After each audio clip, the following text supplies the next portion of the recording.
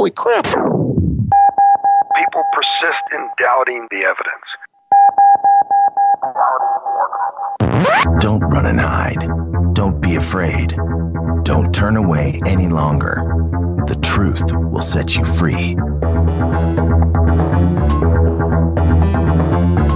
You're listening to Jimmy Church Fade to Black on the Dark Matter Radio Network. We're turning all of our antennas towards Jimmy Church on Dark Matter Radio. And now, your host, the captain of conspiracy, the prince of paranormal. This ain't your daddy's radio network show. This is Jimmy Church Fade to Black.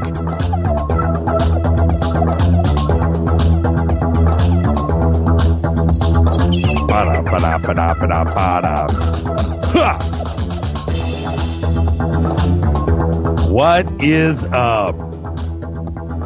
How you doing, everybody?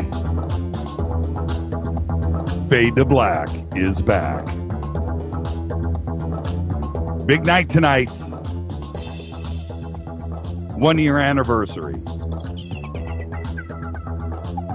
I would like to thank everybody over the past year listening all across the United States, all around the world, Europe, North America, Asia, South America, throw in a little Africa. Thank you so much. A very humbling experience. It's our 1 year anniversary today. Got a lot of really cool stuff lined up. This is Fade to Black, bespoke radio for the masses. Today's Thursday, December 18th. 352 days into the new year, 13 days left. Christmas is here. We are live from the truthfunders.com studios right here in downtown Burbank, California. Truthfunders.com, the #1 funding platform for the paranormal films, research, expeditions, inventions of the unknown. The launch date officially is December 27th, 2014, 2 days after Christmas. Going to do a little soft launch before that. Truthfunders.com. For KJCR and the Dark Matter Radio Network, I am your oh-so-humble host, Jimmy Church. Big proud salute to the men and women in uniform all around the world fighting the good fight for us. Without them, there is no me, there is no you, there is no us, and you cannot hear me right now. I need you to think about that. This is the season. All right, let's go. Let's get this show cracking. We got a lot to do tonight. Some very special guests here in the studio. We do have, right now, in front of me, although I can't see them, they are over there, Alex Mistretta and Steve Murillo will join us here in a few minutes. We have gear stacked up to the ceiling, and no longer can anybody see me. I'm the man behind the curtain. Let's go. Let's get this show cracking. I am ready. Is everybody ready for tonight? Looking at Twitter. Twitter is lit up. 203 tweets since the start of the show. 4 minutes. What is going on? All right. Let's get the show cracking. So excited, so fired up. We will be taking calls all night tonight. It's kind of crazy, isn't it? It's Fader Night / first anniversary. Now, right before the broadcast tonight, I'm going to start off with this. There was somebody at the door, and I went down, and I thought it was Murillo and Mistretta. I thought it was Suren, our other special guest, who I'm going to introduce here in a minute. And they're all here with me in the studio. And I thought, man, they're 45 minutes early. What's going on? So I go down, crack open the door. There's a couple of gentlemen out there with a box. I'm like, hey, what's going on? Are you Jimmy? Yeah, you guys, are we early? Yeah, you guys are early. I don't know what's going on. But it's not who I expected. But I invite them in, I bring them in, and they hit me with a cake from all of you FADERNAUTS. And I got to tell you, it was Miguel, and he was the artist. and it floored me. You guys all had me. All of you FADERNAUTS out there. And yes, it came with a letter, and part of that is private, so I'm not going to read that, but I will say this, and this is just it's a lot of names on here that sign this. Lou, Spaceboy, Sherilyn, Eugene, Richard, Walter, Dale, Lynn, Dave, Ernie, Allison, Ken, MC, Brian, Myra, Bex, Stephanie, Cortana, Method, Betty, Jonas, Rick, Debbie, Rich, Nancy, Liam, Carol, Renee, Stallone, Ed P., Bob, George, Donna, Bear, Joe, Marilyn, Reverend Ed, Robert, Richie, Lisa, Letty, Kat, Dan, Barrett, and Dino. I'm just going to tell you right now, there's probably names that aren't even on here. Thank you. Thank every one of you FADERNAUTS. I can't tell you. I'm about to cry right now. The cake was a UFO cake. It was a flying saucer cake. I posted the pictures. Gina just posted them right there. And Miguel, he just came in. He's like, man, I'm a fan of the show. I can't believe that I made this for you. Thank you. Can we take pictures? And I was like, what? You know who I am? He's like, dude. I just couldn't believe it. And I'm looking here. That's Miguel. And I said, man, can I eat this thing? He said, it's going to be the best cake I've ever had.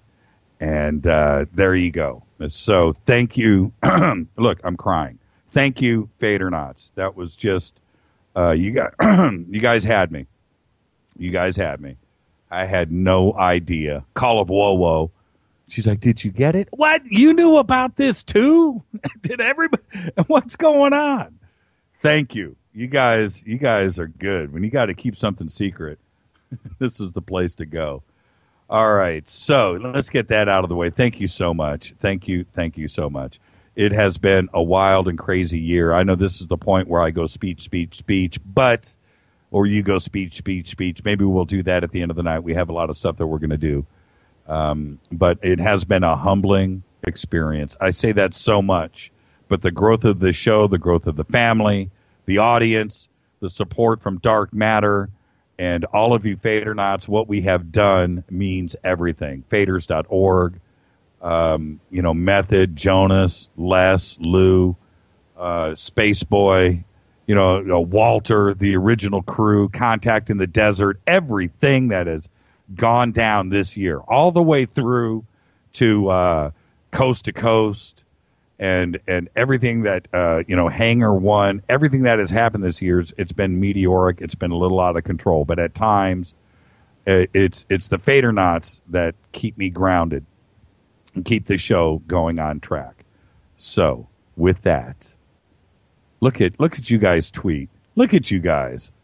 No, it's thank you. Okay? All right? That's Donna. Look at Donna. Thank you so much. Thank you, me. I thank you. All right, so you know what? Let's move on. Let's have a great show tonight. We'll have some special guests calling in. Of course, all of you FADERNAUTS. The subject of tonight's calls is quite simply, what was your favorite experience, memory of the year? Could be a show. It could be an incident. Could be whatever. But what stands out? What was your favorite episode? What was your favorite guest? What was the craziest guest? What's the moment when you think of Fade to Black? Whatever it may be. What is it? 323-825-5045 is the call-in number.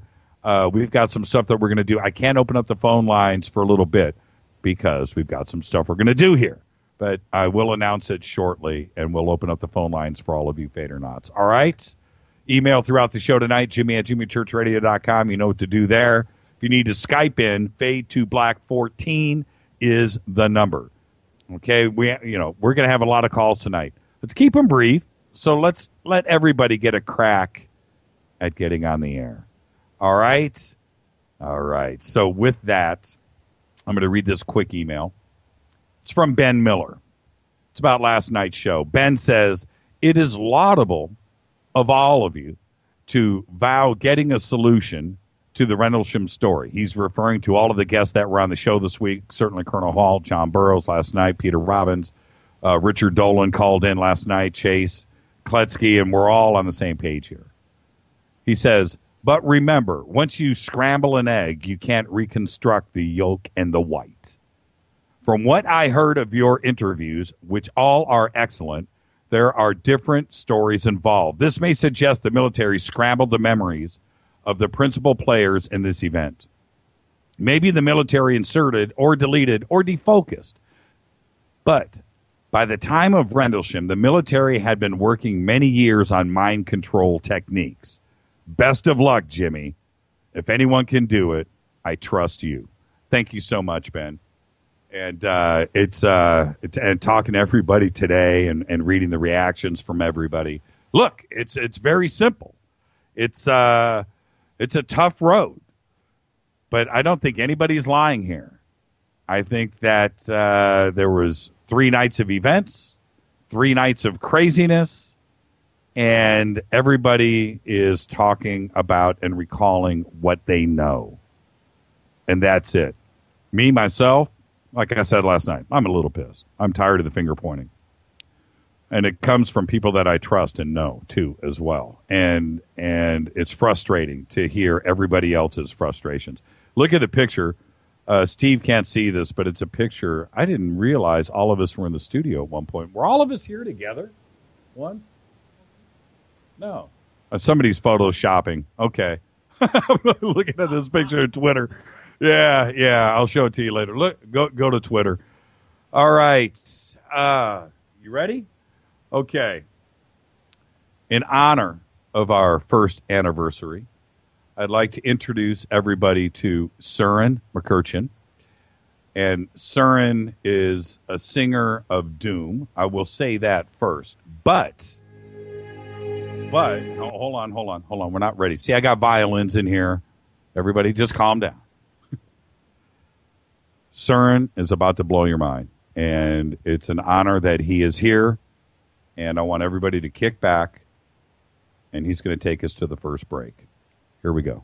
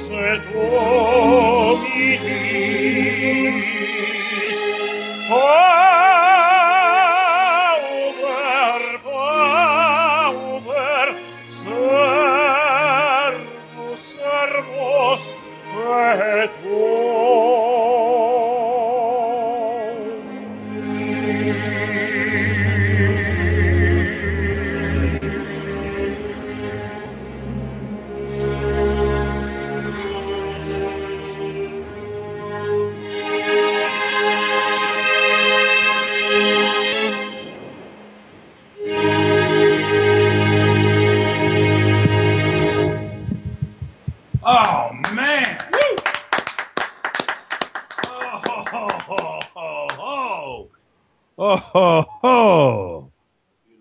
Oh, Suren Mkrtchyan. Unbelievable. I am truly teary-eyed at the moment. And that's what I'm talking about. Hey, Suren, say hello.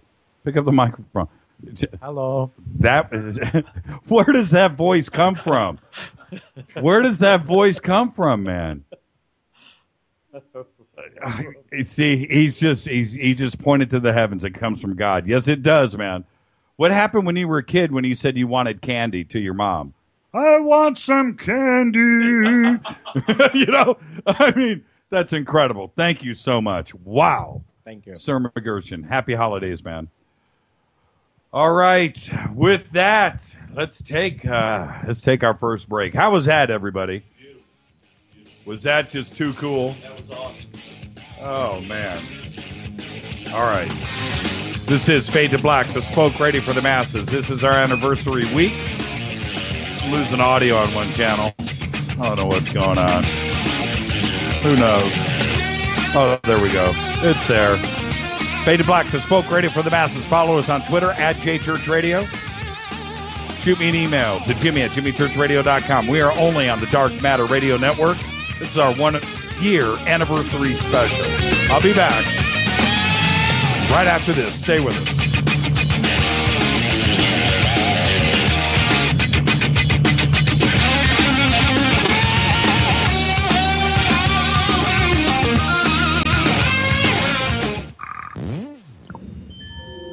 You're listening to Jimmy Church Fade to Black on the Dark Matter Radio Network.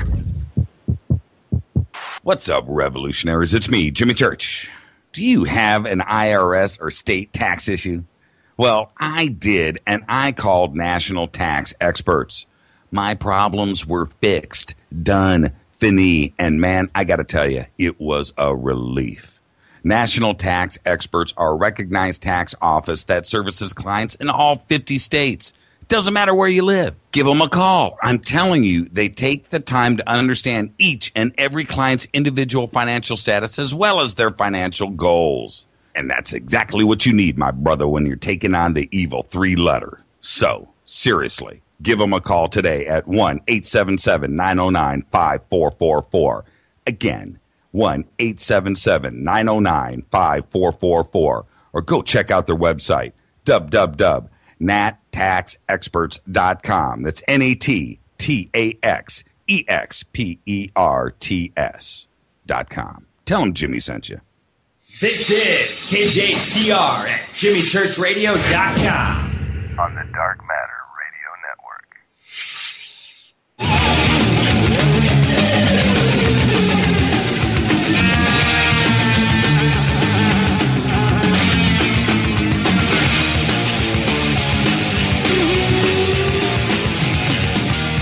All right, everybody, welcome back. Fade to Black.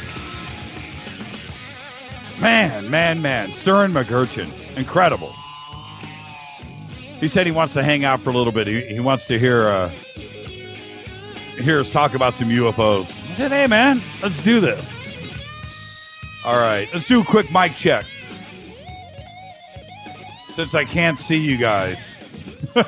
Give me some audio. Oh, I'm on. You're on. Alex, are you live? Check. Can you hear me? All right. We're good. There you go. So we got Alex Mistretta, Steve Murillo live in the studio with us. And they'll be joining us here in a few minutes. Follow us on Twitter at JChurchRadio. That's what you want to do. Tonight, it's our first anniversary. And I will say, for all of you that have been here since the beginning, Steve Murillo was our very first guest, and there was no way that there isn't another guest to have on this year for the anniversary show, and he doesn't know, but he's obligated for the next 20. So there you go. All right. It's kind of weird, huh? The studio's a little different now, isn't it? Oh, it's grown. Big time. Yeah. I can see you through the crack in this monitor. See right there? Right. Isn't that trippy? Yeah. So, but I trust you guys are over there, and you guys can be professionals and know when and when not to speak or cough. And we're good. Okay. So, again, thank you, all of you FADERNAUTS. Thank you for the cake today and stuff. And we're eating pizza. We're drinking beer. It is on here in the studio. Suren's eating pizza right now. All right. Let's get to the news that you may not know anything about. The U.S. Army plans to launch 2 stationary blimps at 10,000 feet in the air next week to better protect Washington, D.C. from cruise missiles. That's right. I feel like a stand-up comedian right now, but it's part of a 3-year test by the North American Aerospace Defense Command of the so-called JLENS system, which stands for Joint Land Attack Cruise Missile Defense Elevated Netted Sensor. Yes. Which is designed to work with already existing air defense and radar technology. That's right. Remember Normandy with the blimps? It's the same thing. I don't really feel like this is some big advance. It's kind of like the Orion spacecraft that we just launched last week and dropped back off in the Pacific Ocean. We left the space shuttle behind, and here we are protecting the White House with a couple of blimps. That's right. Now, they're called aerostats, and they carry technology that will almost double the range of current ground radar detection. The JLENS manufacturer, you ready? Raytheon, says the system can provide radar coverage to an area the size of Texas. But I ask you, weren't we already what new technology is this? I mean, weren't we already doing this? I could be way off base here, but there you go. 10,000 feet above D.C., 2 blimps, and they are white. In 2012, it took $435,000 in adjusted gross income to be considered one of the fabled top 1% households, according to the IRS. Steve, you know all about that, right? You know about that top 1%. A little bit about real estate. You don't know about that top 1%? No. Mistretta, you know anything about that top 1%? Unfortunately, absolutely nothing. Nothing at all. Neither do I. So let me help you guys out. The number of people admitted to this exclusive club, it is, are you ready? Nearly 1.4 million households. Collectively, the top 1% made about 22% of all the income reported in 2012, but paid 38% of the total federal income taxes collected. Why? We're dealing with more money. They pay more money in taxes than the bottom 80%. And you got to look at it in those terms. On a per household basis, however, the average top 1%er paid just under 23% of their income in federal taxes, which is what I was just talking about, which was down slightly from a year before and well below more than 27% the group was paying in 2001. So, me thinking like I do, I went and did a little research today. As I was compiling this, I compiled a little more for you. The world's billionaire tally today is 1,645 people worth $1 billion or more. In 2000, 14 years ago, there were only 322. Think about that for a second, but I've got more. In 1990, one person in the world, one, was worth more than $10 billion. Yoshiaki Suzume of Japan. 7 people in 1990 were worth more than $5 billion. And 75 were worth more than $1 billion, which includes Yoshiaki, the 7 that are worth $5 billion, Pablo Escobar, the cocaine king, and the 2 Ochoa brothers, the 2 Ochoa cocaine guys. 75. Today, 1,645 people. There is a ton. When I say a ton of people worth more than $10 billion, you wouldn't believe it. You would freak out if you knew how many people were that rich. And the other funny thing about this, the Rothschilds aren't on this list. The Rothschild family is reportedly worth, are you ready? Are you ready? Yeah. $100 trillion. Holy smokes. $100 trillion. Because they run every major bank in every continent in the world. Think about that. Put the Wow. with the T. All right. U.S. investigators have evidence that the hackers stole the computer credentials of a system administrator to get access to Sony's computer systems, allowing broad access. U.S. officials briefed Washington today, and they said, look, all fingers point to North Korea, and we are going to do something. This was an attack on our country. Now we are waiting. I said on the show last night, what I think they should do is we should enlist the Air Force, get a couple of C-5A Galaxies, load them up with DVDs of the movie The Interview, drop about $5 million right over Pyongyang. That's what I would do. That's what I would do. Yeah, and the other thing, and since they were talking about the reason why they pulled the movie, okay, if Sony really pulled the movie because they were afraid of harm coming to the theater goers, and they didn't want anybody attacked and any families. They wanted a safe environment. I get that. All right. Well, then put this thing on Netflix. Let us watch it at home. Yeah, pay-per-view. Yeah, pay-per-view. What's wrong with that? What's wrong with that? Stream it live into North Korea. That's what I would do for free. That's what I would do. Jimmy, I'd download it. I'd pay for it just because. You know what I mean? I know. I know. I was looking forward to the movie, but I know. Now I really want to watch it. Now I'll pay double for that movie. You know, and that is the one thing that everybody's losing sight of, including Kim Jong-un, is that you've just made this the most famous movie in Sony's history. Right. This is the movie that everybody wants to see. Now, I like Seth Rogen. I like Franco. I like both of those guys, and I'm sure the movie is actually pretty funny. And I watched as many trailers today as I could, and I was actually starting to dig it a little bit. But no matter what it is, now it's huge. Yeah. It's huge. It's huge. And you remember that South Park movie with the puppets? Sure. What was it called? Team America World Police. Team America World Police. As awesome. It was kind of awesome. Well, a little crass. Yeah, but, it was a little crass. There was a couple of spots in there, but. Yeah. But what was wrong with what they did with North Korea and that? So hilarious. It was probably more brutal. You know what I mean? So there you go, and that's it. I'm expecting this is what we're now. doing. They're going to come blow up the studio, Jimmy. I wish you hadn't have talked. You about know, hey, you know what? North Korea, Kim Jong-un, North Korea, Kim Jong-un. Won't we? Come and so get me. Won't we? Come and get me, brother. I'm right here, Burbank, California. Tonight is Stephen Colbert's last show on the Colbert Report on Comedy Central. Yeah, I'm kind of bummed about that. Like Stephen, like the show. I think he's very talented.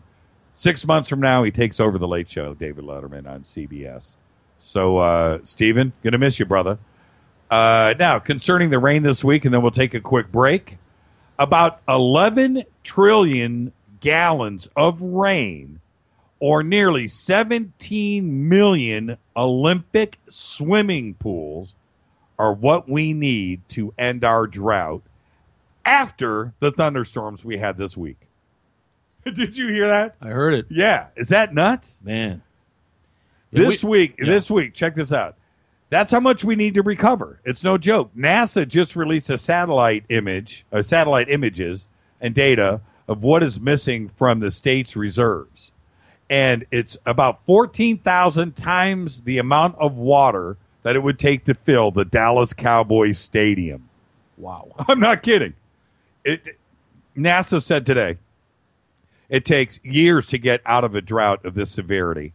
And it will likely to get into a drought of this severity, and it's likely going to take twice as much to get out, said NASA scientist Jay Famiglietti. So there you go. That's it. That's all the news that you don't know nothing about. Let's take a quick break. This is our first anniversary week. I'm your host, Jimmy Church. This is Fade to Black only, and I say this, on the Dark Matter Radio Network. Look at that picture of Kim Jong-un on Twitter. All right. Shoot me an email to jimmy@jimmychurchradio.com. Follow us on Twitter @jchurchradio. And I'll be back right after this. Stay with us.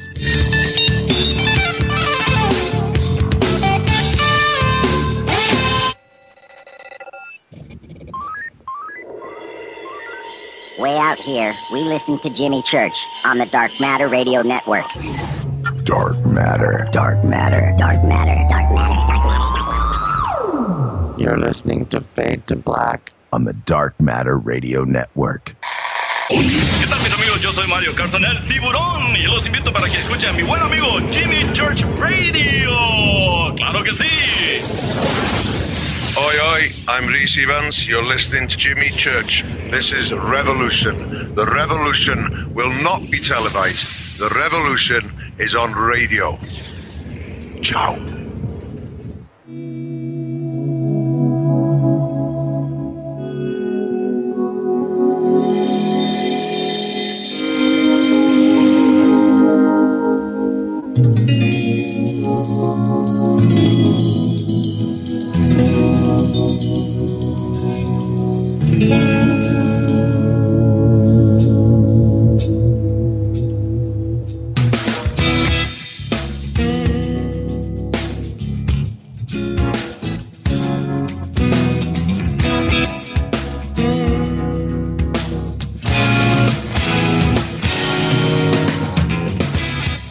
Yeah. Oh, yeah. All right.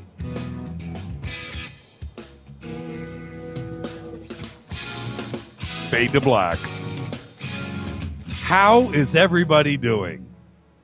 Look at Twitter, man. Holy crap. You guys are the best. Love my FADERNAUTS. It's a family. All right. This is our first anniversary. This is it. Tonight we have live in the studio. You guys are live, by the way. You're live. Sweet. Alex Mistretta. Right. Yep. Alex, say hi to everybody. FADERNAUTS, how are you?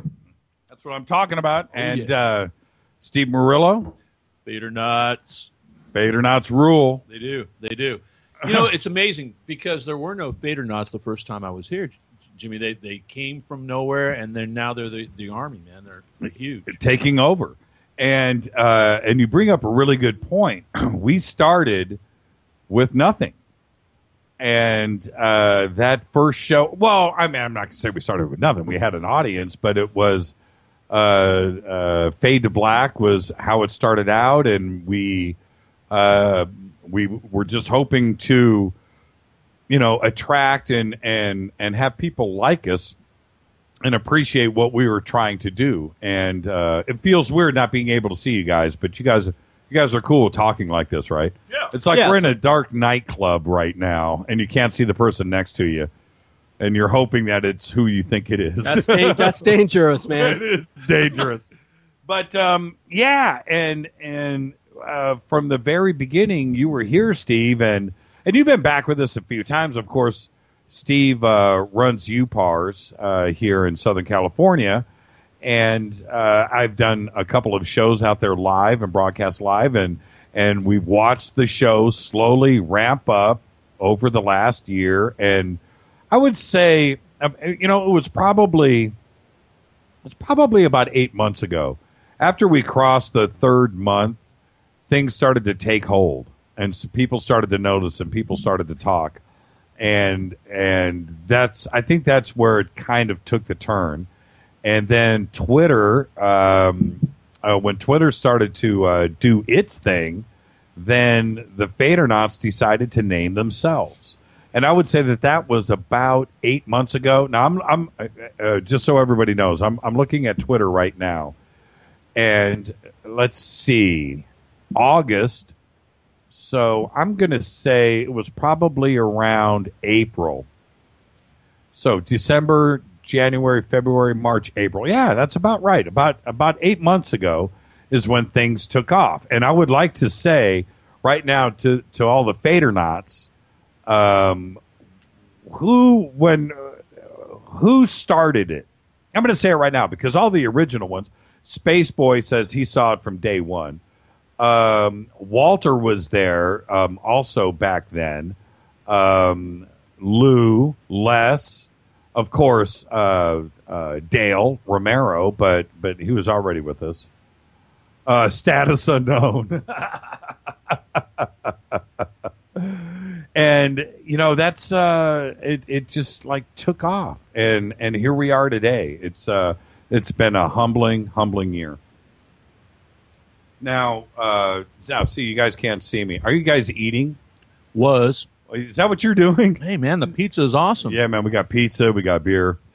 Now, Steve, you and I were talking. Walter just said, I came in on the Bridgewater show. That's Michael. Oh, wow. Norick says he's been listening since January. Space Boy's been around since the beginning. I met Space Boy. Yep, you met Space Boy. You met Walter. Yep. You met Lou, but Lou's not with us tonight. I don't see him tonight. But that's when things started to take off. Now, what I wanted to say was right before the show, you and we were outside, and you said, "Is this official about MUFON? Is this something that can be talked about?" Yeah, absolutely. Heard it from one of the sources over there that MUFON LA closed down. So the guy that took it over, Pete, what was his last name? Elsmore. Yeah, Elsmore. Yeah, he took it over for a year, and I guess they didn't do well, and so they closed shop October. So no more MUFON LA, which is unfortunate. I'd done it for 13 years, and I was unceremoniously relieved of duty. But he took over, and I don't know what the reason was that he left. But MUFON LA is no longer doing their thing. I mean, MUFON exists. It's not like MUFON shut down, so it's around. But I don't know who's handling the sightings. Maybe you do.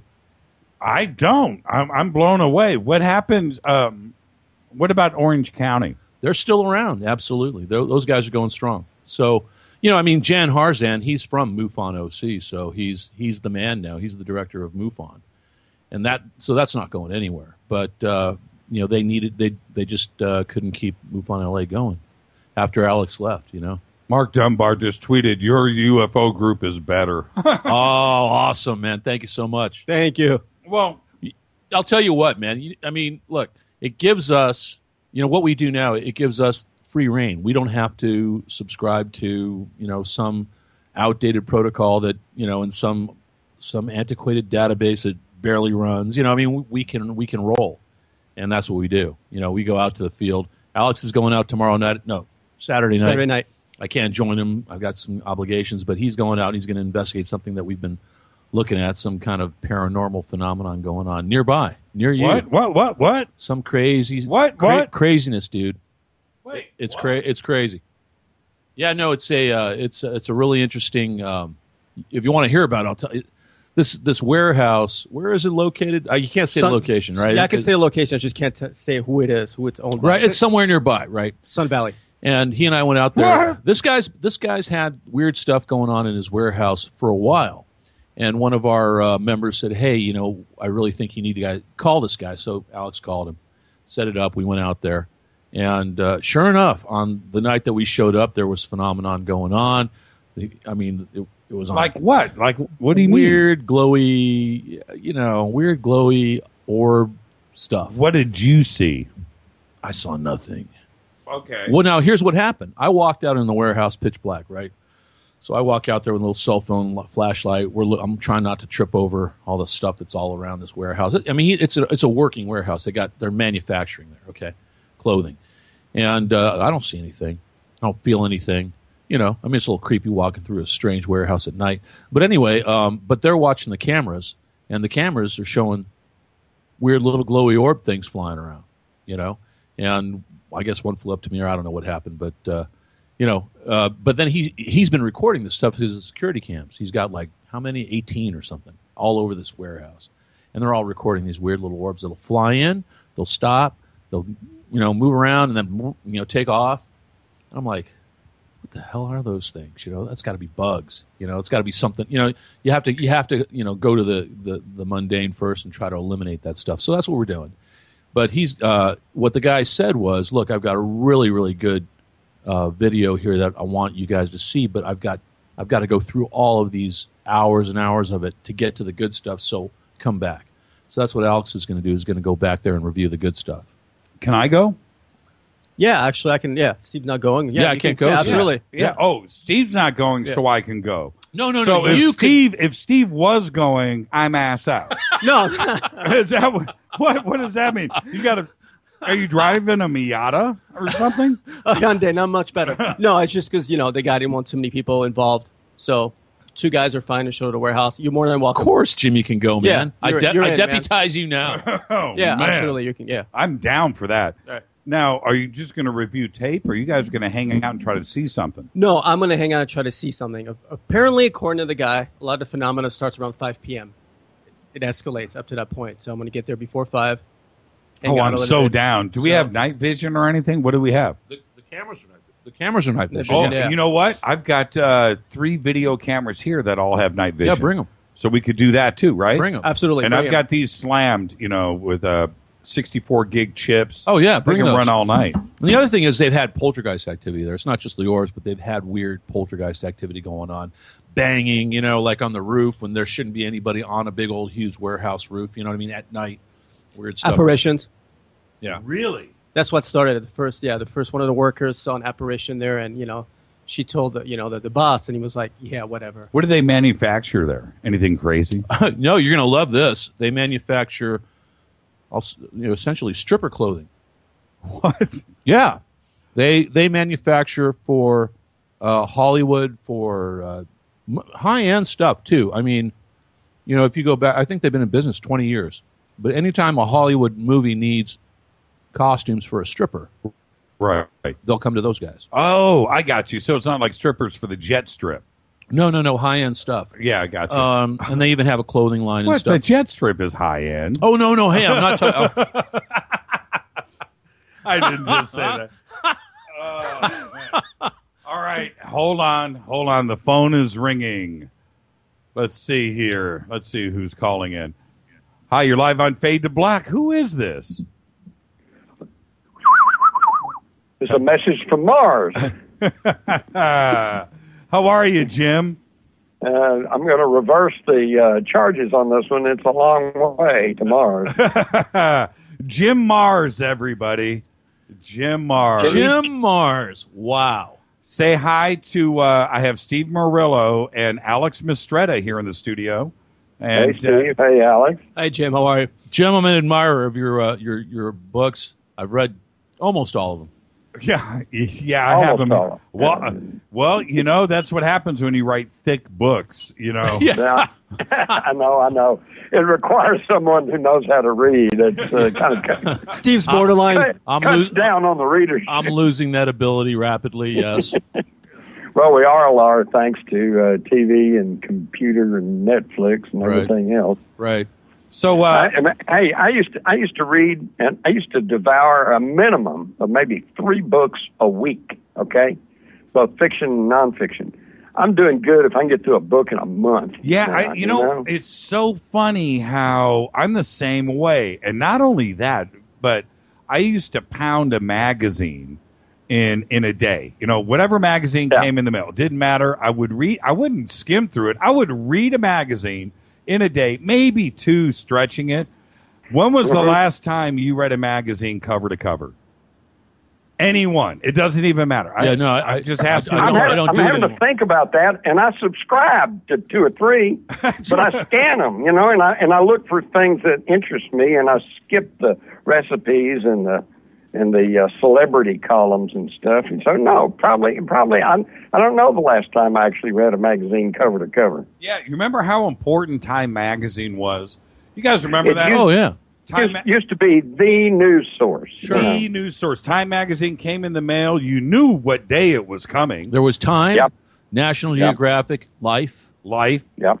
Hey, Saturday Evening Post. How Collier. about TV Guide? Yeah, remember that? The New Yorker. Yeah. Internet killed it all.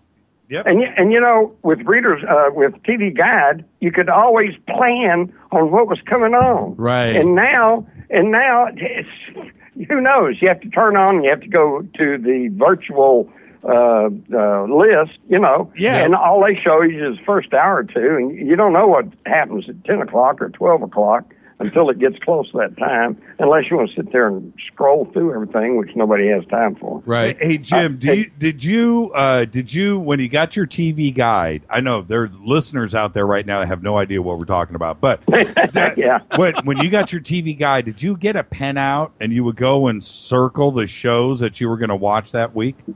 Yeah. That was your plan. That was your plan. And you worked your plan in that way. See, you only studied it carefully one time, and then later in the week you just flip it open. And, oh yeah, mark that. I got to watch that. That's it. Yeah. Those days. No, let me tell you how bad it's getting, guys. My 6-year-old daughter is really a granddaughter is a whiz kid, and so she was playing one of these computer games the other day where you move around in a virtual reality or whatever. And she's in this hotel, and she comes up to this machine on the wall. And she calls me and says, "Come here." And she said, "What's that?" I said, "Well, that's a payphone." And then I suddenly stopped to think. She has no idea what a payphone is. Never seen There's no one. payphones anymore. Everybody's got those little handheld cell phones. Yep. That's Isn't amazing. that amazing? That is amazing. It is amazing. Here's a smart school kid doesn't know what a payphone is. Wow. Does that make you feel old? Well, you know, I think my kids are getting tired of hearing us, our kids and grandkids are getting tired of our generation saying, you know, we used to only have 3 channels. We had to get up to change the channel. We didn't have remote control. We only had one phone in the house. They're getting tired. You had to dial it. They've never seen. They're getting tired of it. But they don't get it. And the sad thing, it was just yesterday. All of this really happened in the last, it's 1995, I think is when it really started to take, you know, internet and cell phones. Yeah. You know, my Bigfoot Crossfire was the first writing I ever did on a computer. And it was on a little bitty compact with a monochrome screen. It was about the size of a suitcase and had a monitor on it that was about the size of a 3x5 card, you know. And it cost you $8,000. And that seems recent. That seems recent to me, but that was the late '80s. Wow. I remember. But hey, if you guys want to feel, wait till you get my age, okay? Because they really look at me funny when I tell them, hey, when I was a kid in 3rd and 4th grade, we did not have television at all, and there was no air conditioning. Yeah, Steve still has. Watch their faces on that one. Steve still has an ice box at home. Well, I do too, actually, but there's not ice in it. Give me another beer out of the ice box. Strong beverages are in it right now. That's right. Well, you know what? I don't know. I think Steve's got a couple of years on you because the other day I was at his house and I saw he had an autographed Bible. That's getting pretty old. It's true. I've seen it. And it says best wishes and good luck, JC. Yeah. Is that what it says? It says, hey, Mo. You're almost getting it. Good luck. Mo. Hey, Mo. Hey, Jim, so what do you got planned for the holidays really quick? And thank you for calling in on our anniversary. It really means a lot. I had to tell Jimmy Church and the rest of you guys that that's really something that you're still on the air. Hadn't been run out of town on a rail, so, you know, and that's the truth. I think it's great. You know, they tried, Jim. They tried. They couldn't find a rail big enough. No, I think it was after your second show with us is when it all started falling apart, yes. But I can understand. Thank you so much. You've been a big part of our success, and also when you hung out with all of our FADERNAUTS, all the contest winners out at Contact in the Desert, and you were so humble and came and hung out, and that meant so much to me to see you just, embrace everybody and, freaked them out pretty good, Well, we're all in this together, Absolutely. And my motto is none of us is as smart as all of us. That's true. Thank you. And as far as the holidays go, just remember my motto: eat, drink, and be merry. For tomorrow you may eat, drink, and be merry. What now? You're in Dallas, and it gets no. I try to stay away from Dallas. I live out in the country. I'm in Wise County, northwest of Fort Worth. Oh, you're northwest of Fort Worth. Well, okay. Yeah. Come on, Jim. It's the same place. I'm out here in the unincorporated area, and I just raised my roasted quarter chickens. No, Nice. it gets pretty cold there. People think Texas is a big desert, but it's brutal cold. Yeah, it gets brutal cold in Dallas, Fort Worth, doesn't it? It gets cold. It's pretty cold right now, actually. Do you guys ever get snow at Christmas? Yeah. Very, very rarely, but occasionally. Usually we get a little light snow, maybe in early to mid-December, and then we get the big snow about into January, February. It's not too bad. There's the good months start in March and last through November, and December, January, February get pretty rough. What are you doing next? I know that we'll see you at Contact in the Desert, and that's going to be great, but are you doing anything in between, or are you just writing right now? Yeah, I'm going to be at a UFO conference in Del Rio, Texas, down on the Mexican border there. I think that's around January the 23rd, if anybody's in that area. Who's putting that on? Some local group down there that are just pretty much into the UFO thing, and they do a really good job, and they're really pretty much up to speed on everything. They're really some good people. Of course, there's good people everywhere, as we all know. Yeah, that's right. And then on February the 5th, 6th, something like that, I'm going to be at the Conscious Life Expo here in LA. Okay. We'll come say hi. Yeah. We'll be there. Yeah. If you guys are around, come see me. They just contacted me. I don't know what the deal is, so I can't give you any details, but apparently somebody's going to give me some kind of award. So nice. I guess I need to get out there. It's the Young Whippersnappers Award. Well, I think I'm too old for the young. I'll be the crotchety old guy award, maybe. The guy in the front porch award. Hey, get off my yard! Yeah, right. Are you writing? What's your next book? What are you doing? Yeah, I'm in the middle of an edit here on a new book that'll be coming out. I'm not sure, probably around March or April, something like that. It's going to be a doozy. It's another one of my non-fictions, and it's going to be called Population Control. Oh, there you go. That's scaring me already. Yeah, it should, because once you find out who owns the banks and the giant corporations that control the food we eat, the water we drink, the air we breathe, and they make no bones about the fact that they want to reduce the population. They want you and me dead. Yeah, we've been hearing a little bit about that. Is it because they just kind of want to start over and make all that money again? You know what I mean? No, they just feel like that, they can't go and ski their favorite mountain slope without a bunch of people being there. Yeah. And they feel like that the basic problem in the world today, in fact, they really make no secret of the fact that they truly believe that the basic underlying problem in the world today is overpopulation. Yeah. And I know lots of people that tend to think the same thing, and, it's not true. All you got to do is drive through West Texas. It's the better part of a day, and there's nobody there, Yeah. And, but seriously, right now today, the average living space in Hong Kong, which is a bunch of high-rise apartments on the side of the cliff there, is about 1,700 square feet. Well, I used to live in apartments, and I don't think I ever lived in one that was that big. Yeah. 1,700 square feet, that's not bad. No. So based on the average living space in Hong Kong today, the entire 7-point-whatever billion population of the earth could live quite comfortably in the state of Oklahoma. Is that right? Yeah. And when I heard that, I thought that can't be right. But Oklahoma Chamber of Commerce even published some numbers that supports that. Now, of course, it'd be like living in the suburbs. There's going to be somebody close to you. You're not going to have 10 acres and 25 acres or whatever. But, the point is that there's not an overpopulation problem per se. It's a population concentration problem. To me, people are living jammed into these big megalopolises, Yeah.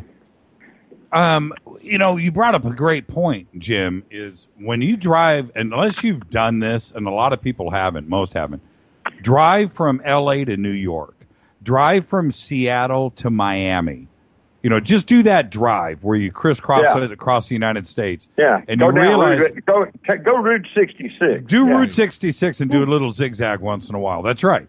And you realize that nobody lives here. I mean, this is an empty everybody's country. jammed in the cities. Everybody's jammed in the cities. Yeah. And when I say Oklahoma, everybody could really live pretty well. Probably have an acre apiece, and everybody in the world could live in Texas. Because grab this, and it's true. From the Louisiana border of Texas across Texas to El Paso, is the same distance between El Paso and Los Angeles. Wow. Yes. I did not know that. Well, a trip on this, drive from one edge on the west side of Texas to the east side over by Louisiana. It's a 24-hour drive. Oh, yeah. You drive all day. And You drive all day on the 10. Yeah. And nothing changes. Yeah. It's the same thing if you'd start in the Panhandle, say Amarillo or north of there, and then try to go to Brownsville. Same deal. Drive all day, and you're still not out of Texas. No, you're still in Texas. Are we there yet? Dude, we're only... Oh, hey, Not Jim. hardly. Thank you so much for calling in and checking in. Again, you've been a big part of our success here, and everybody thank here. you. I just want to say thank you, and I look forward to seeing you guys and Jimmy out at the Contact in the Desert again. All right. You got it. Oh, we'll see you at Conscious Life. Okay, yeah, see you there too. You got it. Thank you so much. Happy holidays, Jim. Give my best to your family. A very politically incorrect Merry Christmas and a Happy New Year. Merry Christmas, Jimmy. Merry Christmas, man. Good night, man. Good night. Jim Mars. I love that guy. When they say broke the mold, Yeah. there's only one. Jim, when I had my major sighting, right, back in 2000, I have no idea what this stuff was, right? First thing I did was I went to, got into MUFON, but I went to the bookstore, and the first book I got was The Alien Agenda by Jim Mars. Read that. Read Rule by Secrecy. Read Rise of the Fourth Reich. He's always ahead of the game. You know what I mean? His thinking is always ahead of the game. His research is solid. I love the guy. I think he's awesome. So, good on you for bringing him on the show. Outside the box. Yeah. All right. Okay. I've got another call coming in. Let's just grab this before the break. Hi, you're live on Fade to Black. Who's calling? Where are you calling from? Santa Clara. Oh, hey, it's Bear. Sorry, Bear. I had the fader down. How are you tonight, brother? I am doing fine. How are you doing on your first anniversary? How does it feel to you? Isn't it crazy? It's crazy because, you know something? My sister Maureen in Mexico is the one who turned me on to your station, and she's just barely getting into the Twitter deck. Oh, really? And that was about a year ago. Oh, that is so funny. Hey, say hi to Steve Murillo and Alex Mistretta. They are here. Say hi. Hi, Steve. Hey, how are you, sir? Hi, Alex. Hey, how are you, man? I'm fine. I'm doing okay. Why? What? Just got to get the old bear claws out. Yeah, it didn't sound convincing, yeah. You're doing okay. That's good. Hey, hey, Bear, it's Fader Night, and you're going to rock us right into this first break here. What is your what's your fond memory of the year? What was your favorite show? Do you have one? Well, it culminates through a bunch of them, and it's your squeaky chair. Really? Yeah. That's it? I mean. Well, there's a lot of them, but the one that kind of gets me is the squeaky chair. I love it. It's like an ongoing problem that it kind of like is a ha ha ha. Hey, these guys will verify. Watch this. They can't see this. Now I'm going to do this in real time. Do it. Okay, guys. What am I holding up? WD. W40. WD-40. You need bacon grease. I know. I got my can bacon of grease. It's a fix-all. Bacon grease. I got my can of WD-40 right here. No. But slap on some bacon grease, the problem will go away forever. But then, and the dogs will like it. The dogs will lick it off the chair, man. Can you imagine that? Yeah, there you go. The natural lubricant there working in action. Right on. Bear, you are the best. And, hey, my brother, you know this. Listen to me. Let's get serious. You're the bright spot in my day. You're the bright spot in my day. And thank you. And you're in mine too, bro. And also Marines too. She looks forward to your show every night. And she's listening in Mexico. And believe it or not, sometimes some of your shows, she actually teaches her students. Okay, she teaches English too. Hey, Bear, are you there? I'm here. Stay there. Who's calling? George Aruda. Hey, George Aruda. Say hi to Bear. Hey, Bear. How you doing? Yeah, I'm doing great, bro. How you doing? I am fabulous. It's so great having you guys on the show together. And hey, really quick, because I think somebody's going to call in a couple of minutes.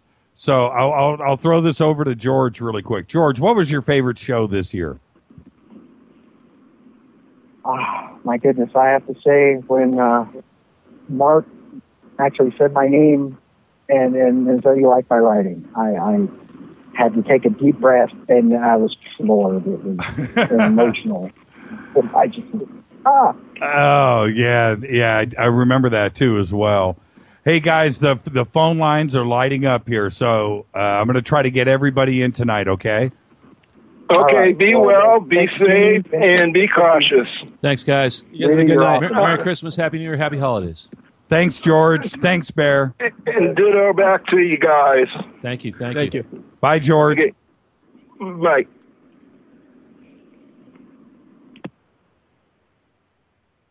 Hi, you're live on Fade to Black. Who's calling? Reverend Ed Miller. Hey, Ed Miller, the big Reverend. Thank you for the cake.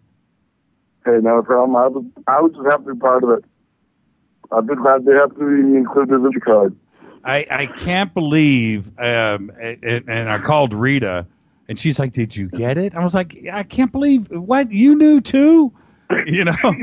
You guys are good. Thank you so much. And the pitch. Hey, we love it, oh man, I love all you guys back, and you know that. But I'll say this: the cake, the pictures don't do it justice.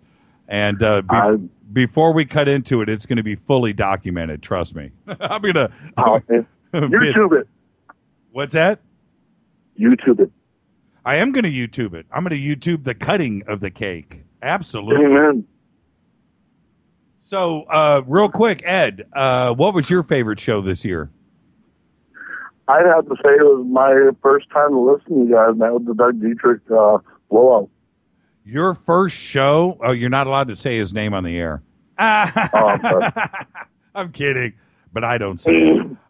But that was your first show? Oh, my goodness gracious. Well, and the way you handled the situation, and with how well Dino kept his cool, I got a lot of respect for that man, too. Yeah, totally. And, when I've never listened to the show, but my memory of that show was that I was going to take the high road. I wasn't going to. I know everybody expected me to hang up on him, and I was close. I I wish I had a picture of my face because I could see my hands were red. So if my hands were red, my face must have been purple. Oh, I remember you saying, hey, my face is red, man. You don't want me to go there. I mean, I was waiting for Hulk to come out. Oh, man. Ed, thank you so much for everything this year. And no, I thank you because it's your show is a true example in excellence in broadcasting. Thank you so much. Thank you so much. The way you handle yourself, the way you respect your callers, the way you treat us like family, and I'm just happy to be part of it. Well, you know what? You know what? You're wrong. You know what you're wrong about? I don't treat you guys like family. You guys are family, and that's the truth. And that's it. Okay. That's the truth. All right, I'll accept that. Okay. I'll take that. What are you doing for the holidays, man? Well, unfortunately, my wife's got to work Christmas night, but she's supposed to be off Christmas Eve, so. Okay. Yes. Yeah. So I want to say thank you again, and good evening, gentlemen, and thank you for being on the show.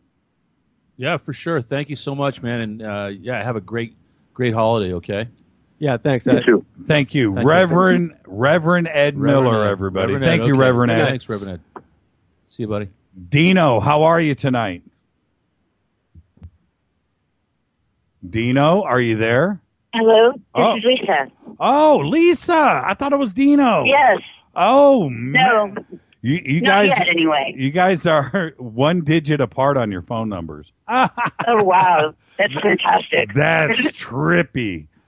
Oh. I was like, did I get the right number?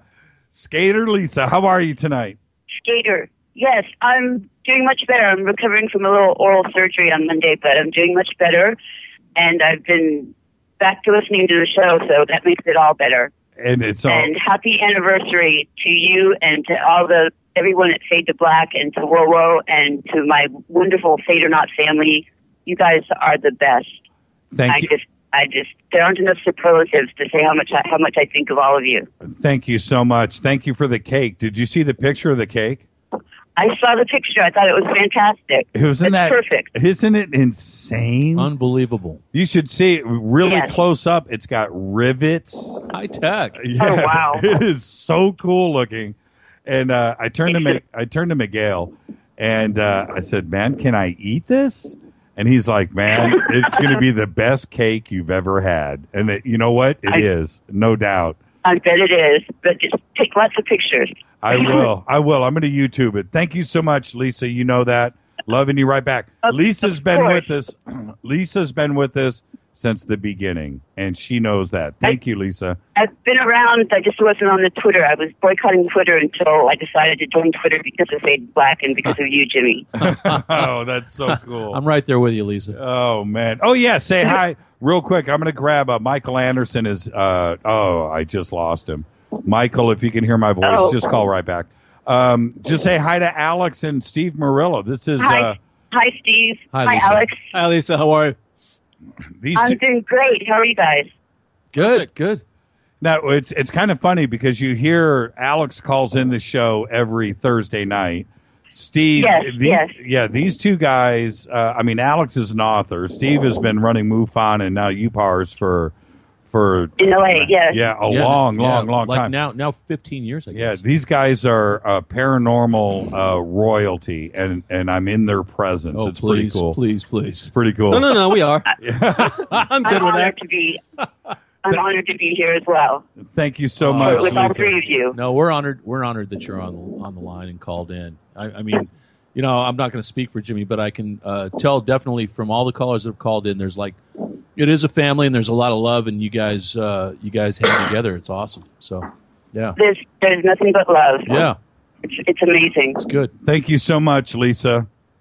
Happy holidays. Bye-bye. Thank you. You too. To you, the family too. Bye-bye. Bye-bye. Michael Anderson, how are you tonight, sir? Doing great. Congratulations, big partner. Thank you, man. Thank you, my Naptown brother. Someday you'll have to come back, experience the cold again. I will. Is it snowing out there yet? It snowed today, yeah. Did it really? Yeah, not much, but it did. Wow. You know, I miss Christmas in Indy. You know, I only spent total. Let me think here. 1, 2, 3, 4, 5, 6, 7, 8, 9 years in Indy. You know, so from when I was 10 until I was 13, then I went down to Panama. Then I came back to Indy, finished high school, and then went all the way through to my 20s, 2021, and then came out here to L.A. So, yeah, I'd say about 8, 9 years there, but it was the prime time of my life. So when, you know, people ask me where I'm from, I always say, well, you know, I was born in Chicago, but I'm from Indy, you know, and I'm proud of saying that. You know, I'm not an official Hoosier because I wasn't born there, but I am, and my fondest memories are always about Indianapolis. Well, we definitely, you know, we've got our charm, I guess. Oh man, one day, I'll take some time on the show, and I'll have some of my friends call out from Indy, and we'll tell some crazy Indianapolis stories. Trust me, what goes down in Indy, Indy is one of the coolest, craziest places you can live. So. Thank you so much, Michael, for the cake today. That was just humbling. Did you see the picture? I did. Was that crazy or what? Very much so. I don't see how you couldn't have not dug into it yet. Oh, man. Well, Rita told me, do not cut it till I get home. It's like a work of art, though. You can't really, you know, it's almost you don't want to ruin it. No, you don't. But it smells. But it looks like it's got a lot of icing on it. Man, that's the good stuff. Yeah, man, it smells so good. Hey, man, happy holidays to you, Michael. My favorite show was. I'm sorry. No, it's all right. It's the main reason I wanted to call. I really liked it. It was a 9/11 show, and Mike Barra, and I love Mike Barra. I don't hate him at all. No ill will at all. But it cracked me up when he said WTC7 was insignificant. And there was a pin drop, and then you just was like, "Whoa!" Did he really say that? Yeah, well, he said that. Yeah. What? But it was you had to take what Mike said in context. Okay. Though it was what was leading up to it. But the statement itself, singular like that, stunned everybody. Yeah. And it just went from there to all hell broke loose on the air. The layman's version of it is Mike Barra believes that a couple guys kidnapped some planes and ran them into the building, and there's nothing more special about it than just that. Wow. And World Trade Center 7 was insignificant to the whole thing. It fell down because everything else was falling down. Period. That's the layman's version of it. I'm sure Mike would say a lot more than that, but that's his little version of it. I'm sure he's listening right now. That's awesome. I meant to call Mike earlier today, and hold on. I got to say, though, sorry, Mike, I'm not buying that one. All right, sorry, dude, I'm not on board. And I love Mike, because no matter how much you disagree, he'll still talk to you. Sure. You know, we all have, you know, we all do that in this field, but yeah, that's pretty crazy. Okay. Hey, Mike, I got to let you go. Thank you much. And I'll talk to you soon. Happy holidays, brother. You too, sir. Bye. Okay, I got to open up the lines for this next caller here. And so we're going to leave the lines open. Let's see. I'm sorry for the pause. Somebody else. Okay, here we go. Here we go. Hi, you're live on Fade to Black. Who's calling? Hi, Jimmy. This is Debbie.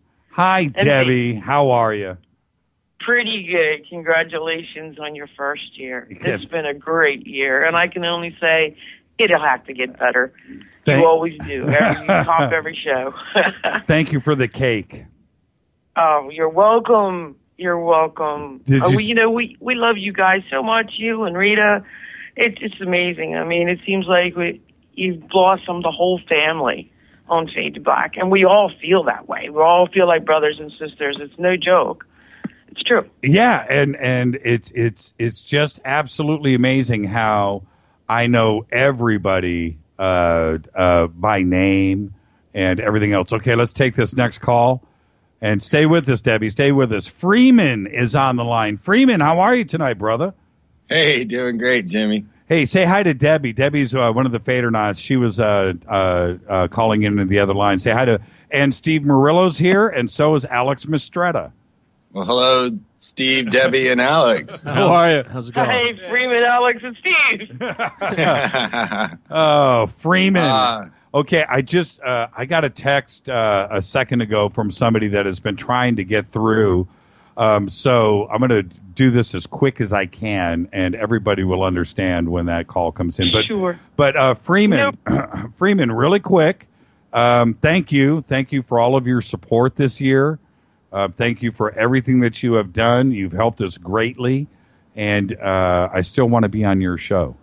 Well, fantastic. It's a real honor to be included in the Fade to Black family, and I'm so happy you guys are pushing this year. It's crazy that we got through it, and you and I talked all year long, and just talked philosophy and life and everything together, and what it takes to do what you and I do. And it's not easy, but you just can't give up. You haven't. You've been doing it for a long time, and you're one of the best. Now, Steve Murillo is here with us. Okay, I'm going to have to grab this next call, though, guys. Freeman, I want you to hang out and talk to Steve, because we've got to get you out here to L.A. Yeah, we'd love it. Okay? And we'll have you speak at UPARS. Thank you so much. Absolutely. Freeman, Debbie, thank you, guys. Thank you, Jimmy. And you and Rita have a very Merry Christmas. And you, Alex, and Steve as well have a Merry Christmas and a You're great so New sweet. Year. Thanks so much. Merry Christmas. Bye, guys. Bye, Freeman. Thank you. Freeman, I'll Thank call you. you tomorrow. Bye-bye. Bye. Hi, you're live on Fade to Black. Who's calling? Hello. Who's calling? Hi, this is Marilyn from Houston. Hey, Marilyn from Houston. How are you? Baby. Oh, I love that accent. Well, I'm getting up off my deathbed to say happy anniversary, Jimmy and Rita. Thank you so much, Marilyn, and thank you for the cake. Oh, it was great. I had the best time making that. Oh, I'm lying. No. Good job. Let me tell you, the bottom line is it's Les. Les is the dude. Yep. He's the one who put some stuff together for you. But just want to tell you that we love you. This is the best year of my life just because of you guys. I started listening, just kind of fell into you in February, but did not get on Twitter until I couldn't stand it anymore. Everybody was on Twitter but me. So I got on Twitter like in May, and I haven't watched a television program or been out anywhere after 9 o'clock since. Hey, Debbie, thank you so much. Happy holidays. I got to grab that. I've got calls lined Debbie. up.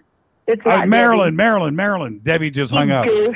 Thank you, Marilyn. Thank you, Marilyn. Love you. Bye. Love you back. Bye, Marilyn. Bye. Hi, you're live on Fade to Black. Who's calling? It's Space Boy. Space Boy, how are you tonight? How are you guys doing? Steve, Space how y'all Boy. doing, Hey, man. How you doing, man? Oh, just kicking it back, chilling, just listening to my favorite guy that I've been doing for over a year now. You're awesome, man. I can't believe we survived that one night at Contact in the Desert. Do you remember that? Holy smokes. That was an interesting night. That everybody else got to see the UFO and I didn't. I know. I didn't either, actually. I didn't We didn't see anything. Yeah, good. So I don't feel You weren't left alone. out then. No, not totally. That was one of the coolest nights, though. Alex and Steve and Walter, Space Boy, Sherilyn, Rick, Sinnett. Who else was there? Jason was there. Yep. And his nuclear physicist buddy. You remember that? Yep.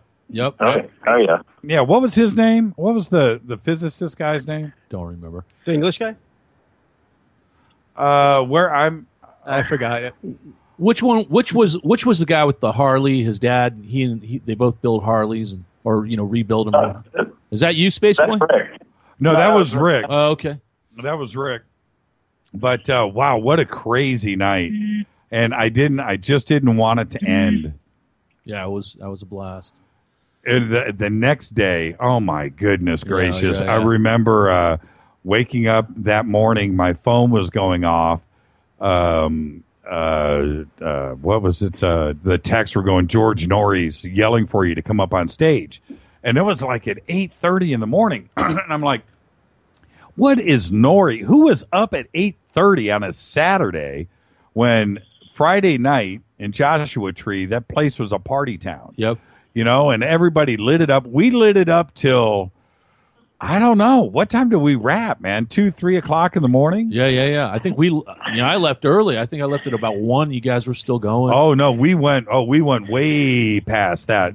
Space Boy, myself, Walter, Rick, Rita, Sherilyn, we stayed up. I'm going to say it was at least 3 o'clock, wasn't it, Space Boy? It was pretty late, but I'm the only one with the incriminating picture on the internet. No. Thanks to Dale. No, man. Yeah. Oh, man. Let's not go there. Okay. Both of those pictures. Actually, there's more than one. Oh, yeah. I forgot about yours. Yeah, there's mine. And that was that. That was Sherilyn that did that damage. That was her fault. So, man, that was such a good time of contact, and I can't wait till we do it again this year. It's going to be an awesome time. Anyway, we're planning another road trip out that way, so we're looking forward to it. And again, I have to thank you for everything, your support, Sherilyn's hard work, of course, your music. It goes without saying, but your friendship and everything that you have done for us. Thank you so much.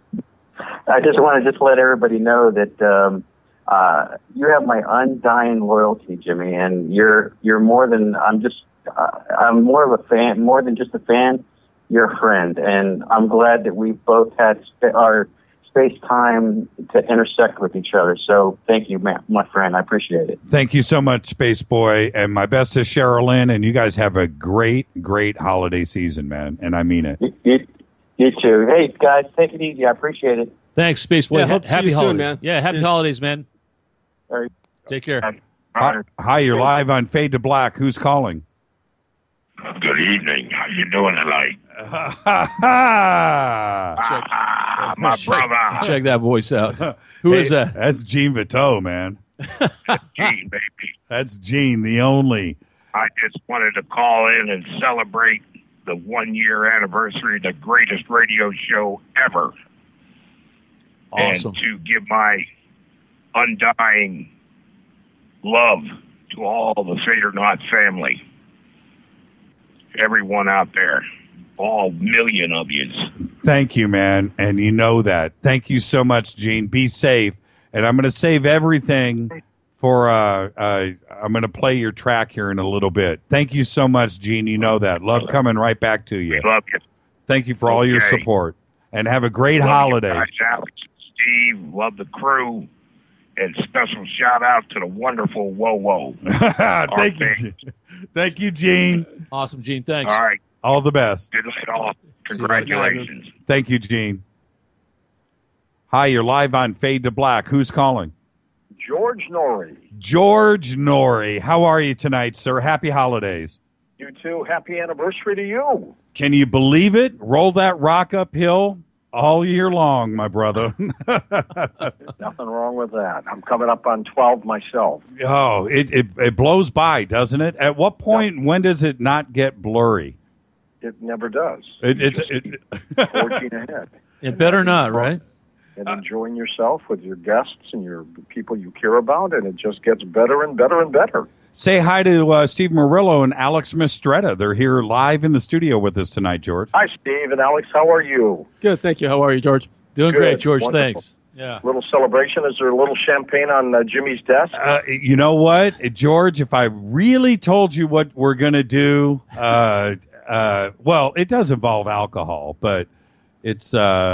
I have some exclusive Russian moonshine in the refrigerator here in the studio. And so after the show, we'll break that out. That sounds good. I got to stay professional on the show.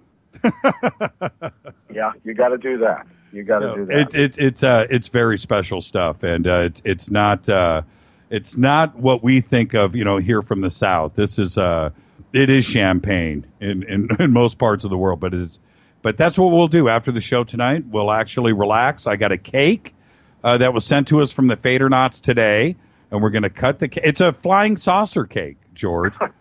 It's incredible. They surprised me with it today. We posted everything on Twitter, and if you get a chance, go check it out. It's a pretty cool cake. And you know how it is with all of your Coast Insiders.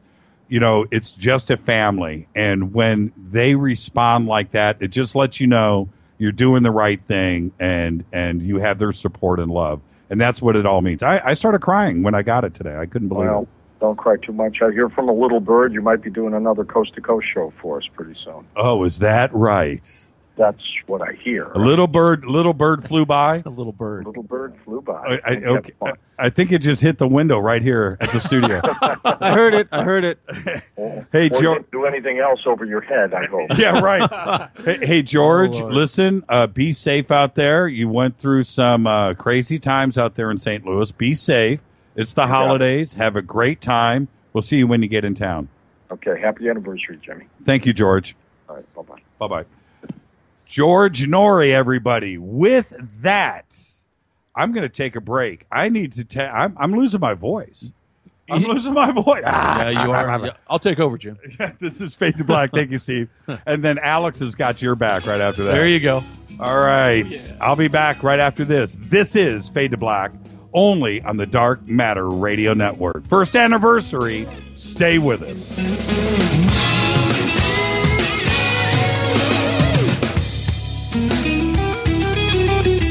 Hi everybody, this is Rob Halford, the Metal Guard on JimmyChurchRadio.com. What's up? My name's Brian Taylor, Ninja Badass Extraordinaire, and this is JimmyChurchRadio.com. JJCR in your face. JimmyChurchRadio.com on the Dark Matter Radio Network.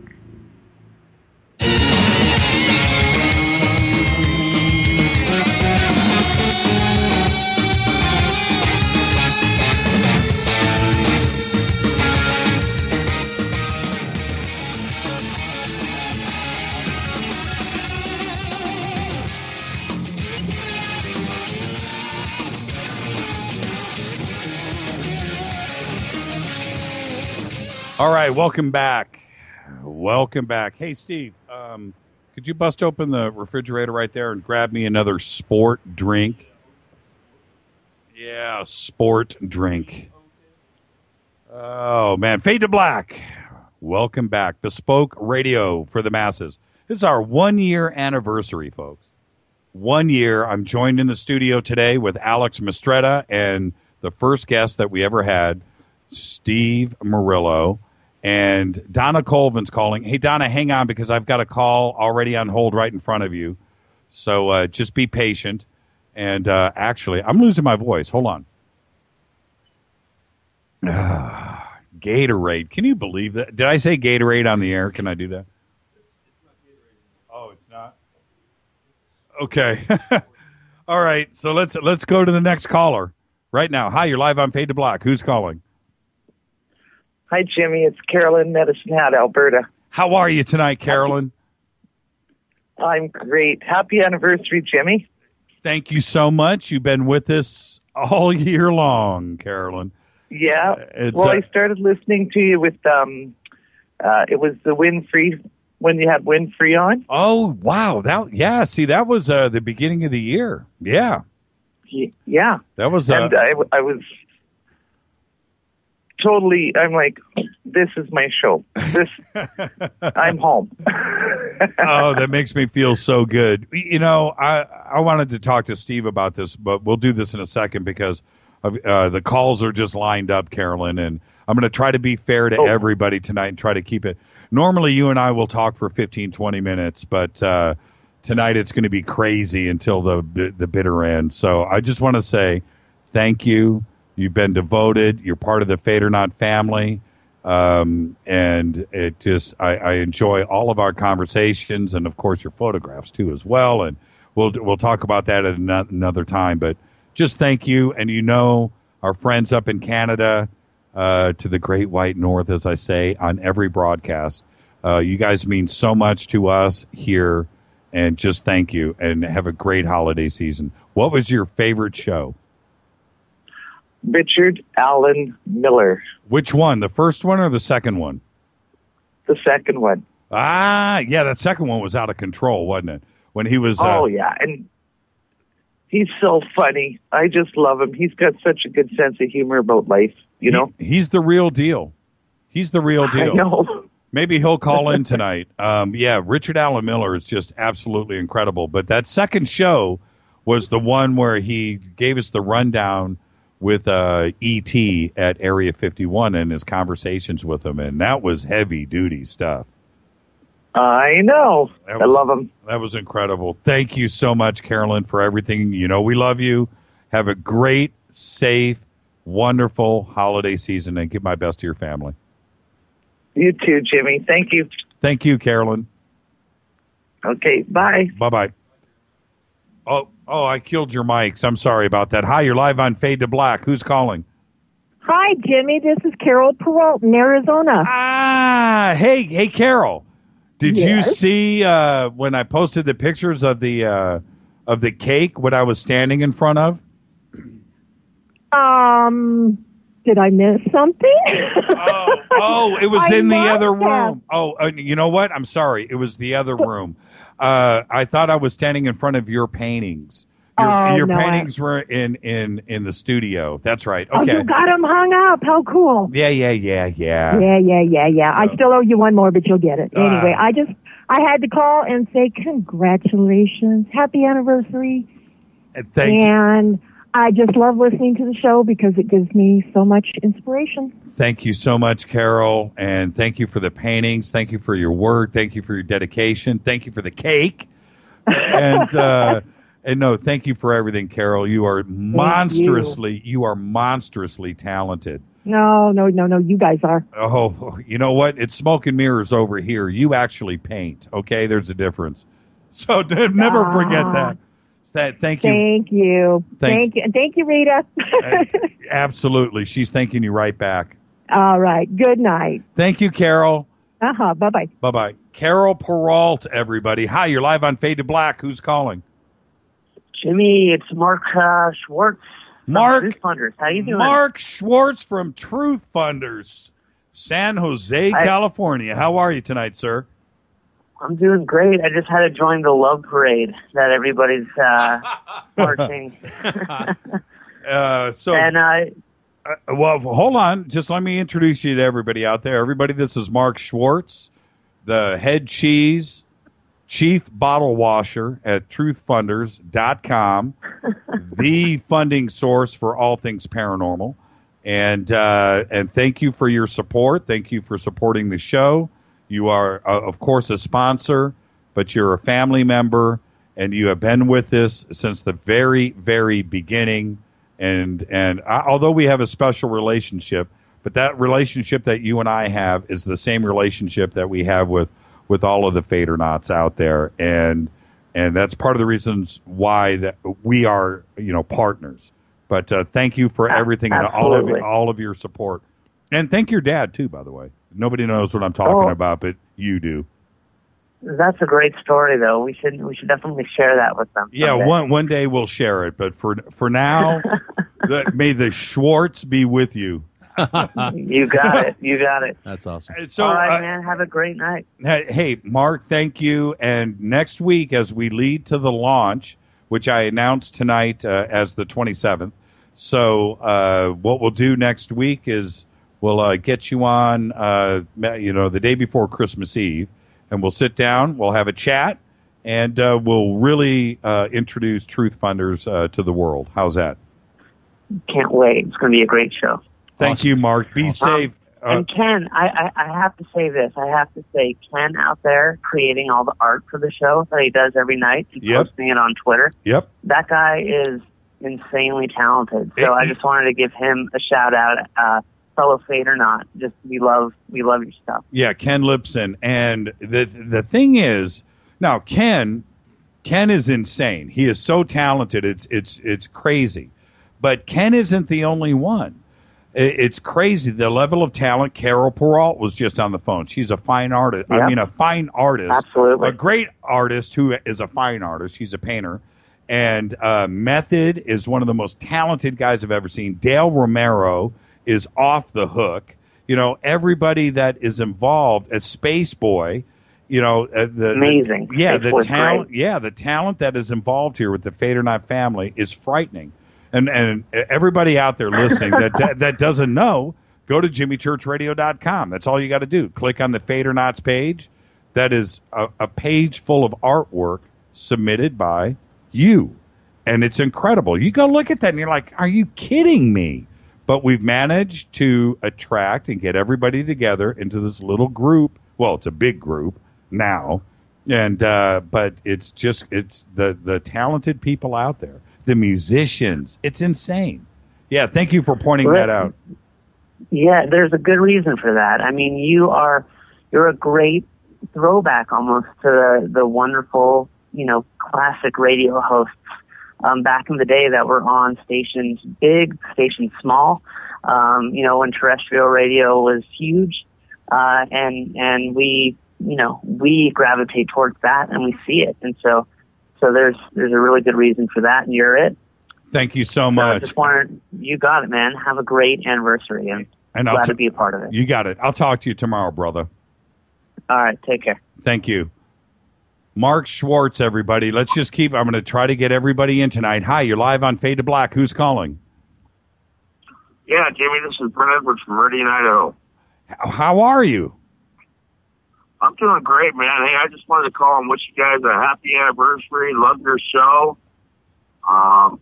I got to say, my favorite show would have to be Robert Morningstar. Oh, wow. Yes. And, you know, it's funny that you say that because Robert was on, what was it, last week? The week before? It was last week, right? And yes, sir. And when you think about each show as they roll along, right? And it's just like, how can it get better?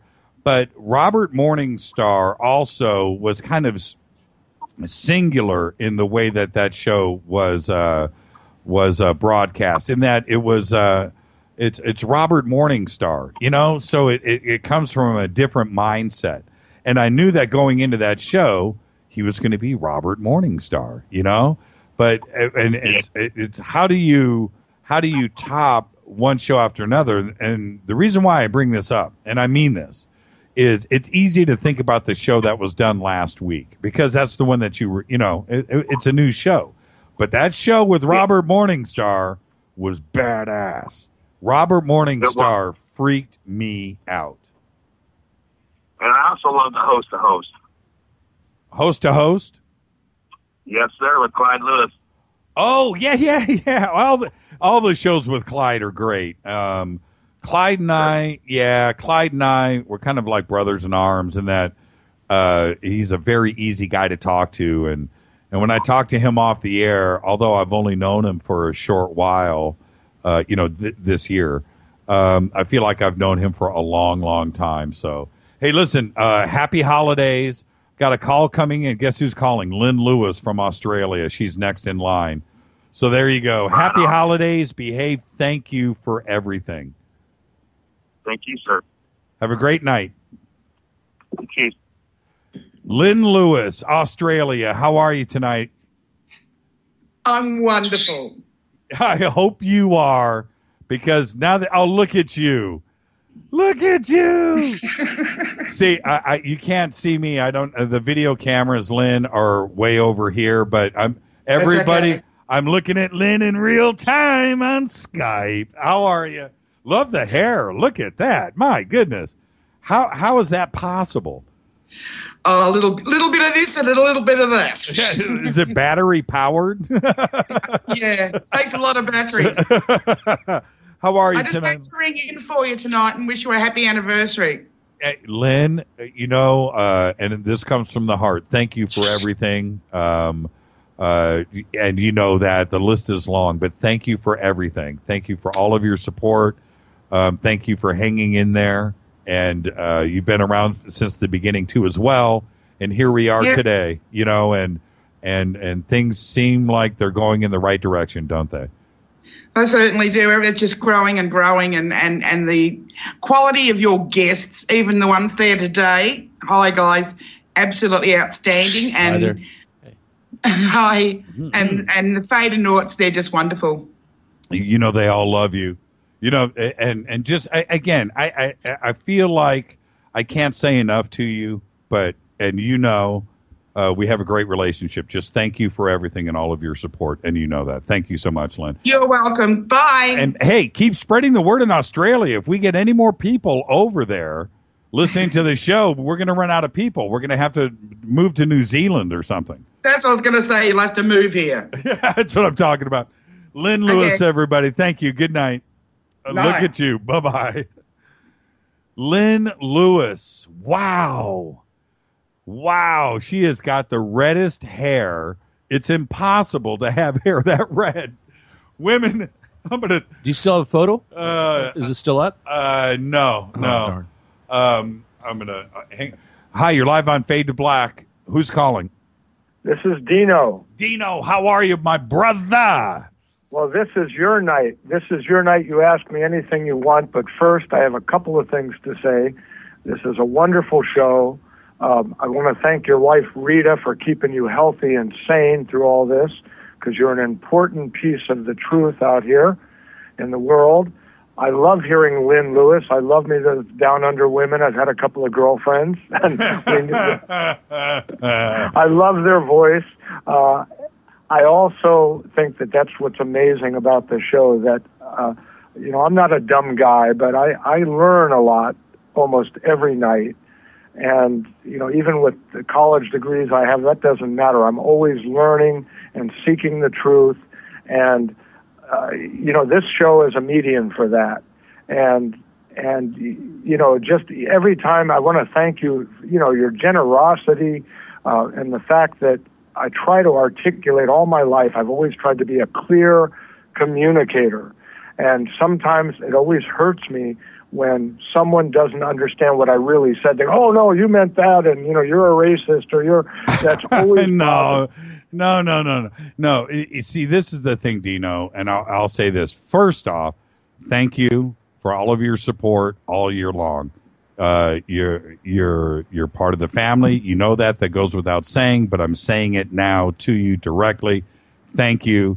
When I see different postings and I get text or I get email from people that say things like, it was great when your partner Dino called in, you know, and that says a lot. So just trust me, it doesn't go unrecognized.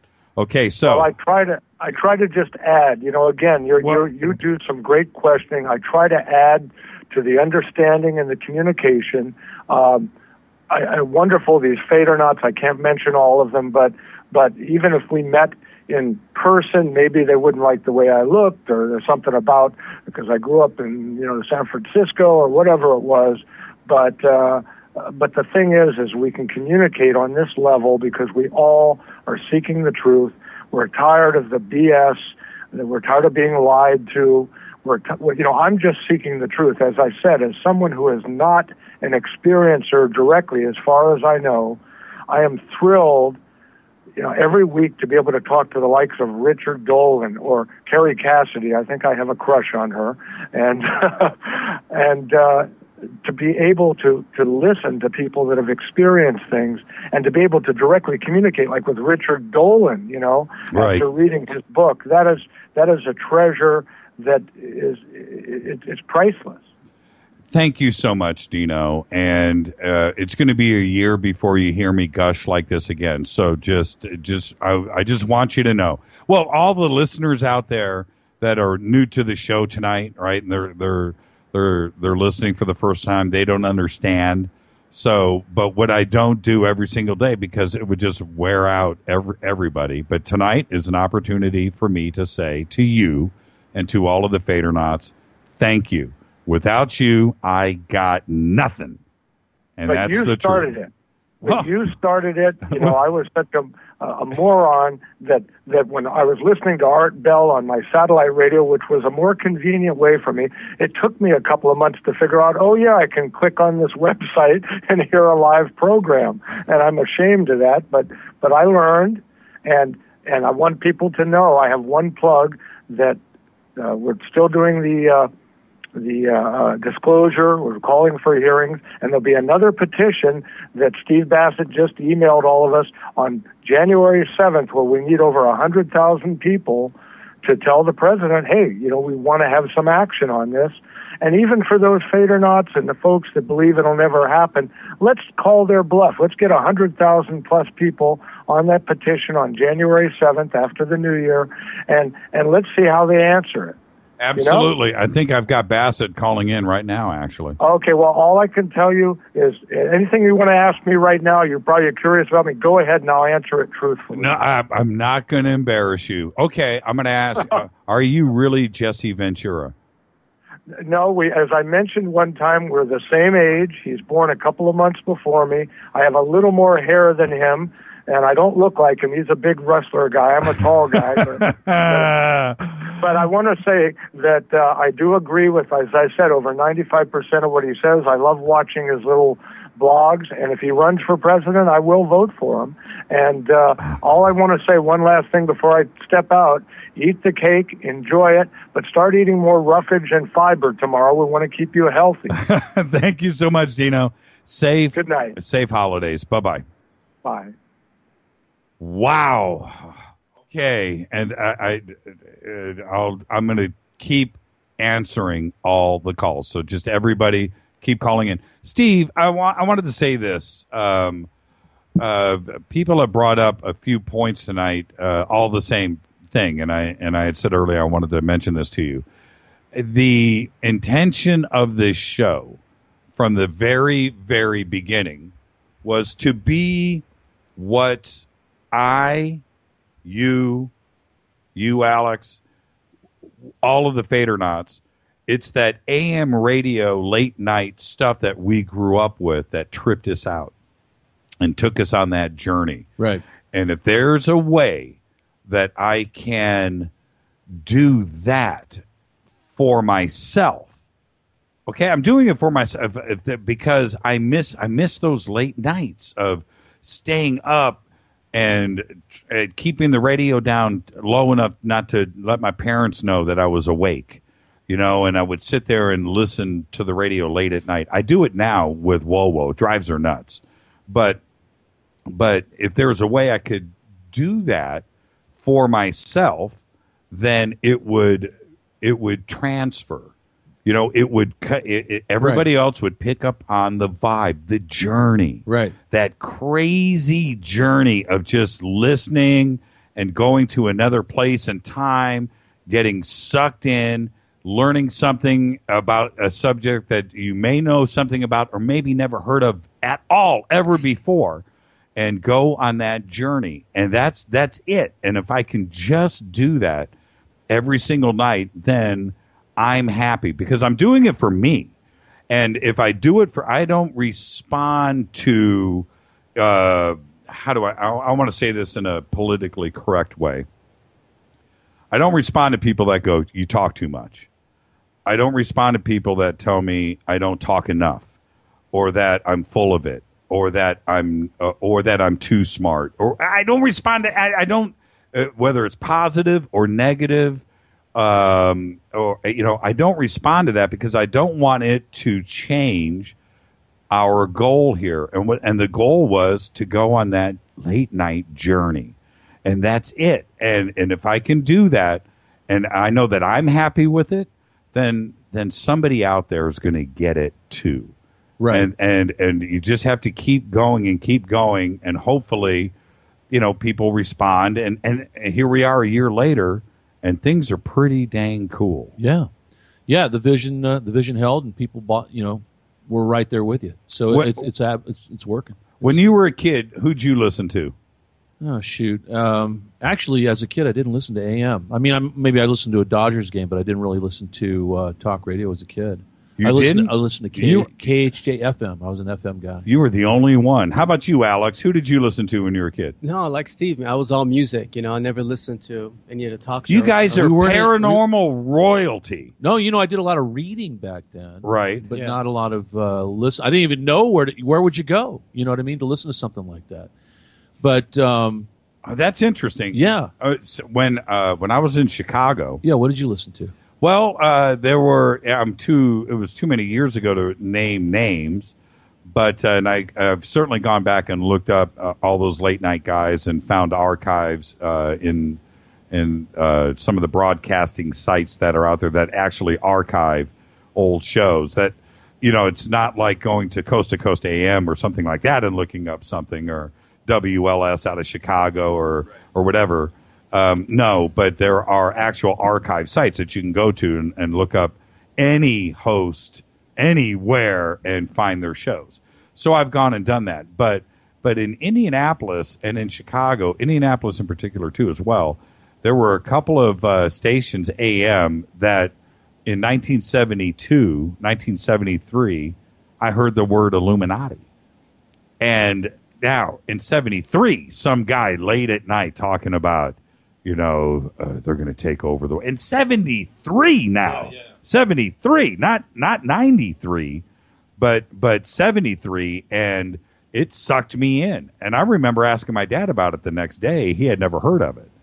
And it scared me what I had heard on the radio. It scared me. It put up some flags. Well, yeah. It's a new world out there all of a sudden that you don't know about, and it's... And that's what I want to. That's what I want to do here. That's exactly what I want to do. So, hi, you're live on Fade to Black. Who's calling?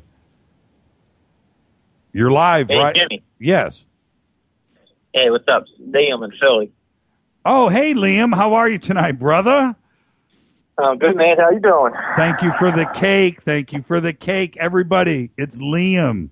What are you trying to light up Twitter tonight, there, Liam, brother? It's so late tonight, and I got called out to call in finally, so I had to do it for my brother Les. Love the accent. My goodness, man, that's some thick stuff. Yeah, I get that. I don't hear it. I hear your accent. Oh, what do I sound like? The accent of doofus? I don't know. You actually have a pretty regionalist accent. You're doing pretty good. You sound like a guy on the radio to me. All right. I'll buy that. Hey, Liam, real quick, you've been with us forever, too, as well. Thank you for that. And congratulations, man. It's been awesome. Yeah, thank you so much. And I read your tweets every night. You know that. And I try to respond to as many as I can. But just thank you for your support. And thank you for the cake, by the way. Did you see the pictures of the cake that got posted? Oh yeah, I just saw them now, man. They're pretty cool. It is. We haven't cut it yet, but we'll do that tonight after the show. But again, I just have to say thank you. Have a great Christmas and everything. But before I let you go, what was your favorite show this year? And knowing you like I know you, that's a tough call. I gotta go with the Jim Morris, the second Jim Morris. The second Jim Morris? Okay. The second one a few months ago. The latest one. Yeah. Awesome. Yeah. I mean, there's so many. There's so many to go to. I mean,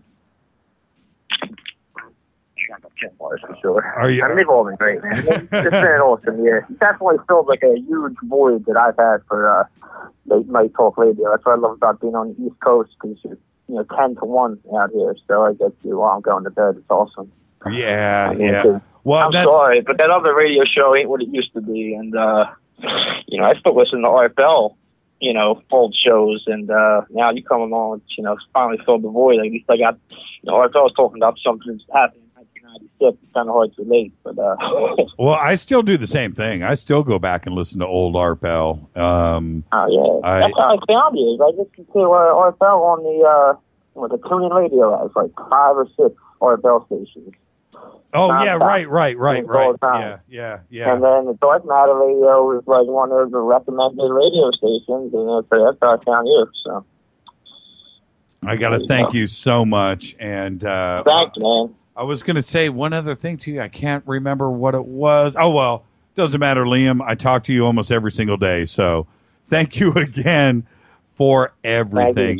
And I mean that, man. And you're part of the family. And thank you for hanging out every night. And I'm gonna leave you with this. Thank you so much. And coming on after you is Donna Colvin. Here she comes. Thank you, Liam. Good holidays. Happy holidays. Donna Colvin, as I live and breathe, young lady. Happy anniversary. Happy anniversary. Happy anniversary. Still one of the greatest cartoons ever. The Flintstones. That is too much. And if I remember right, wasn't Barney like playing piano on that? Wasn't, you know what I'm talking about? Wasn't Barney in the background like, happy anniversary? Happy. He was. Yeah, he was. They were cohorts. They were always doing stuff together. Thank you so much, Donna. Thank you for the cake. You're welcome. And, it took me a while to warm up to you, as I've told you before. I kind of held in the background, and I've told you things I haven't told anybody for a very long time. So I am so happy that you're here and that you've become part of my family, and I've become part of your family. Thank you so much. And just thank you for everything. And to the guests, welcome. Thank you so much for sharing with us. Oh, you're very kind. Thank you. Appreciate it. And we're happy that you're a part of our lives, too. Very sweet. Thanks. Yeah, these two guys, I've known them for a long time. But, it was funny. When we kicked off the show, I don't know if I've ever really told this story. I don't know. We were sitting around. We had a long list of guests that I was going to book on the show, and top on the list, number one, was Steve Murillo, right? And so I thought, I want to do this live in the studio. I need to talk Steve into thinking this is a good idea, that I need to bribe him somehow to get him up here to the Valley, because he lives in the high rent district down in where are you at? Manhattan Beach. Manhattan. Oh, I used to live there a long time ago. Yeah, so you know what I'm talking about, Donna. Yes. And I was so nervous about that, and I called up my friend Wolf McCarran, and I said, I got to talk to Steve Murillo, man. I got this show that I'm going to do. And he goes, oh, really? Okay, well, let's call him. And that's how it happened. That's right. He called me. And, yeah, and you were there. And yeah, and Steve actually said yes. Of course. And then there you go. And here we are. Made history. Yeah, I know, right? And here we are, Donna, tonight. A year later, it's me, you, and Steve and Alex all together. And these two guys intimidate me. And let me tell you, we have time, Donna, right? You and I? Yeah. We always have time, right? Yes. About 5 or 6 years ago, I went to a MUFON meeting. I'm saying this right in front of Alex. And I go to the MUFON meeting. It was with Giorgio Tsoukalos. Oh, yeah. Okay? Yeah. So I go to the meeting, and I'm kind of checking everybody out. I'm the big sportscaster. You remember Wolf said this guy's coming in that does a radio sports show, right? There's a buddy of mine. Yeah. He's coming in. So I come in and I'm hanging in the back, and I see Alex Mistretta talking to Wolf and somebody else, one of the MUFON attendees. But they're talking UFO history and some other events and stuff, and they're rattling stuff off. And I'm listening to Alex, and I was thinking to myself, I thought I knew what was going on. I'm not at this level. I don't, and Alex freaked me out. Alex intimidated me from day one. Wow. He knows his stuff. Yeah. I just lost my microphone. Jimmy, let me say something, because I'm a person that's been around a long time. You know that from our talk. Yes. And what has always impressed me about you is you are really super intelligent, because you don't say that you know everything. And you're always glad when you learn something new. It's because I don't, and I learn something every day. That is a sign of intelligence, when you don't know everything. Oh, thank you so much, Donna. I mean, that means a lot. I say it all the time, smoke and mirrors. Smoke and mirrors. Why? Because you just got to learn. My dad said something to me when I was a little kid, Donna, and I'll leave you with this. And again, happy holidays and my best to everybody out there and your family. Same to you. But my dad said to me when I was about 8, 9 years old, maybe 10, but he said, the world is full of people who who talk. It doesn't have anybody that listens. You need to listen before you talk. And it's something that just stuck with me ever since. And that's what I do. I'm a sponge. I listen to every single guest. And I listen to everything that I can. Everything. I'm a sponge. I listen. And tonight I'm talking. Most people don't hear me talk this much during it. I just don't. I'm listening to the guest. And that's what I do, Donna. And you're exactly right when you say something like that, because it's all about learning and listening before you talk. And that's how I live my life. There it is. There it is right there. And we appreciate it so much. Thank you, Donna. Happy holidays. Thank you for the cake. Thank you for all that you do. And you know that. Happy holidays, happy anniversary, and many more. And thanks, Well, for keeping this going. Yep, she is the glue. No doubt There's about that. There's always the woman behind the man. That's what I'm talking about. Oh, you have no idea. Thank you so much, Donna. You're welcome. Have a good night. Happy holidays. Thanks, Donna. Bye. Bye. Hi, you're live on Fade to Black. Who's calling? I think I get through. It's Brian. Hey, I'm from BC. How are you tonight, man? Not too bad. The reason why I'm calling is because I noticed you had Steve on, and it's your anniversary, so happy anniversary. Thank you. Thanks, Brian. Say hi to Alex, too. He's sitting right in front of me. Hi, Alex. How are you? So, Brian, not too bad. Thank you for everything again. Thank you for being a FADERNAUT. Thank you for all the support. But before I, say anything else, what was your favorite show this year? Oh, God. It's like I have, honestly, I've been listening to you off and on whenever I can. And it's like every time I tune in, it's like it's always something you really learn from. And it's like I really do. I can't decide with all of them. Everything's so like exciting and new.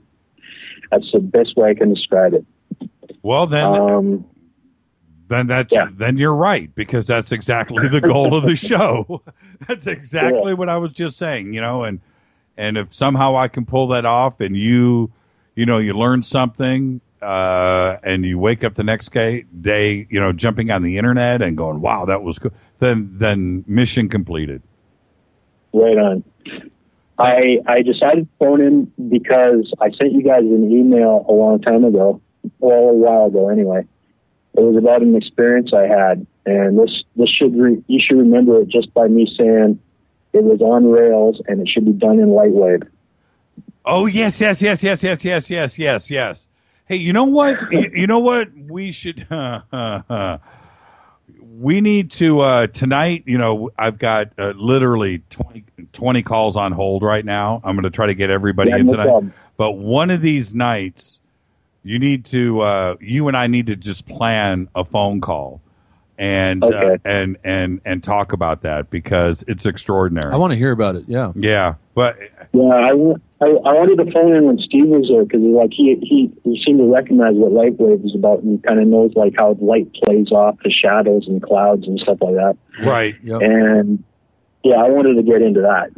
And Mistretta too, because he's totally into that too as well. Yeah, Alex has a lot of experience in that. Yeah, I'd love to jump on that call or somehow conference in on that, Jimmy. So we can do that. We can do that. Hey, Brian, do me a favor, resend the email. Because that email's 20,000 deep, if you know what I'm saying. So for sure. Yeah, send it to me again, and then we'll take it from there, and we'll kick off the new year with it. How's that sound? Right on. Love your show, man. Thank you, Brian. All the best. Happy New Year. All that stuff. Happy holidays, and thank you for everything. Merry Christmas to you guys. All right. You too. Bye-bye, man. Talk to you later. Bye. See ya. Bye-bye. Hi, you're live on Fade to Black. Who's calling? Hey, Jimmy. It's Streamer, Danny Boy. Hey, from New Orleans. How are you, Danny? New Orleans. How are you? How you doing, buddy? I'm doing great. How you doing tonight? Happy anniversary. Thank you. Hey, did you hear Jim Mars earlier? Yes, I did, man. I was like, why didn't you call in? Why didn't you call in? I tried, man. It was like the lines were locked up. Oh, okay. But I got to talk to Jim. That's how I got the book, man. that personally autographed book, hardcover book that you got me, that I'm in your debt for my entire life. Well, I called Jim personally on that and said, "Look, I've got a friend. He's a big fan of yours, and I just want you to just hook him up, make it special." He said, "Jimmy, any friend of yours is a friend of mine. Give me his address." And I was just so that's the way Jim is. Yeah, he's awesome. What was the book? The Fourth Reich. Yeah. Okay. Rise of the Fourth Reich. Yeah, Rise of the Fourth Reich. Reich. That book blew me away too. I mean, he makes a strong case, doesn't he? Yes, he does. Him and Peter Levenda, when they talk about that, it makes you wonder. And yeah, yeah. I mean, they don't just like blab. I mean, they bring out some serious evidence. Yes, and you're like, holy smokes. Yes. And this. Hello? Yeah, we're here, Dan. Sorry, I just wanted to say hi to Alex. Oh, Alex, say hi to Dan in New Orleans. Dan, how are you? I've always wanted to go to New Orleans. Mistretta? Mistretta, yeah. Never been there. How's New Orleans? Tonight it's a little chilly. Yesterday it was 70. So, what I wanted to say, Dan, when you read the book, I don't know if you finished it yet, but the way that he lays it out, doesn't it make you think? No, hold on. I hate saying the word Nazi. Okay, I hate saying the word Nazi. Nobody likes that word. Nobody likes the word. I don't like it. I don't like saying it. And sometimes I feel like if you say it just right, people are going to think you're into it. Right. Now, absolutely. So I'm just careful. Yeah. When I did Third Reich Week here, remember that, Dan? Third Reich Week. Of course. Yeah. When we did that here, when we were laying that out on the website, Third Reich Week, I didn't want to do it. I was like, man, it sounds like I'm goose stepping around my house. Supporting something. Yeah. It sounds like a lot of hate mail coming your way. Yes. So, but anyway, the way that he lays it out in the book, it makes you feel like you got to look at everybody. Right. You don't know. Right. The guy that sold you your car, the guy that's running your bank, the guy that's teaching your kids at school, that professors and scientists and money people and just it's everywhere on every continent, and they did it stealthily, surreptitiously. Yes, and it's just crazy. He lays it out in the book, and so does Levenda. Levenda did it the same way. I think the two of those guys, I think they've been dating for a while. Him and I think Levenda and Mars date. Jim better be laughing about this, otherwise you're going to get an email tomorrow. Because they lay it out, they do. Dan, isn't that the way the book hits you? Absolutely. I mean, you called it, and that book is like, I went through my first read, and I'm going to be on my second one, probably starting after the holidays, and it just, yeah. Hey, when was the last? It makes you wonder about it. It makes you wonder about everybody. Yeah, it does. It's an eye opener. Hey, Dan. Real quick. I know you got to run. Can I give me my favorites real quick? Yeah, give it to me, man. First Travis Walton interview. Oh, still one of my favorites. He got real on that one. Yes, he did. He was very, that was very real. kind. That was so real. He got so real. Yeah. He did. My favorite part of that interview was when I asked him if the ET lady wore makeup. Makeup, yeah, I know, man. That was great. Hey, thank you. Hey, when was the last? Before I let you go, I've got a ton of calls lined up here. When was the last time you spoke to Uncle Roy? Oh, Uncle Roy. It has been a few months. Okay. I will pass. Yeah, pass it on and tell him to get a hold of me. I haven't talked to him in a while. All right. Yeah, most definitely. I'll shoot you a Facebook and see. I want to know where you guys met up. That's secret. No. I'll talk to you, Dan. Happy holidays, brother. Okay. Love all the FADERNIGHTs. Good night. Thanks, everybody. Thank you, Dan. Good night, Dan. See you, buddy. Bye. Sorry, I cut him off. I cut him off for one of my oldest friends in the world, Dale Romero. Dale, say hi to everybody. Dale. Hey, Jimmy, how you doing tonight? Hey, Alex is here. Hey, Alex, how you doing, my Fade to Black brother? Good, man. Hey, Dale, good to hear from you. Say hi to Murillo. He's here, too. Hi, Steve. How are you? Good, Dale. How you doing? You too. I'd just like to say congratulations on your first anniversary, Jimmy. Thanks for giving us all a place to put all our paranormal interests together and starting this whole family of FADERNAUTS. I really enjoyed being a part of it. Hey, Dale, it's your first anniversary, too. Let's not fart around here, okay? Let's make this perfectly clear. Thank you for everything. And we've been through a lot together this year, my brother. Hey, guess what I saw today? What? I hadn't seen this. You're going to die laughing. I hadn't seen this in probably 20 years. Kenny Marquez posted the Renegade MTV special today on Facebook. Yeah, Kenny was another local guy there in the 80s rock and roll scene. Yeah, and to see that, with Anthony Cardenas, with that drum set.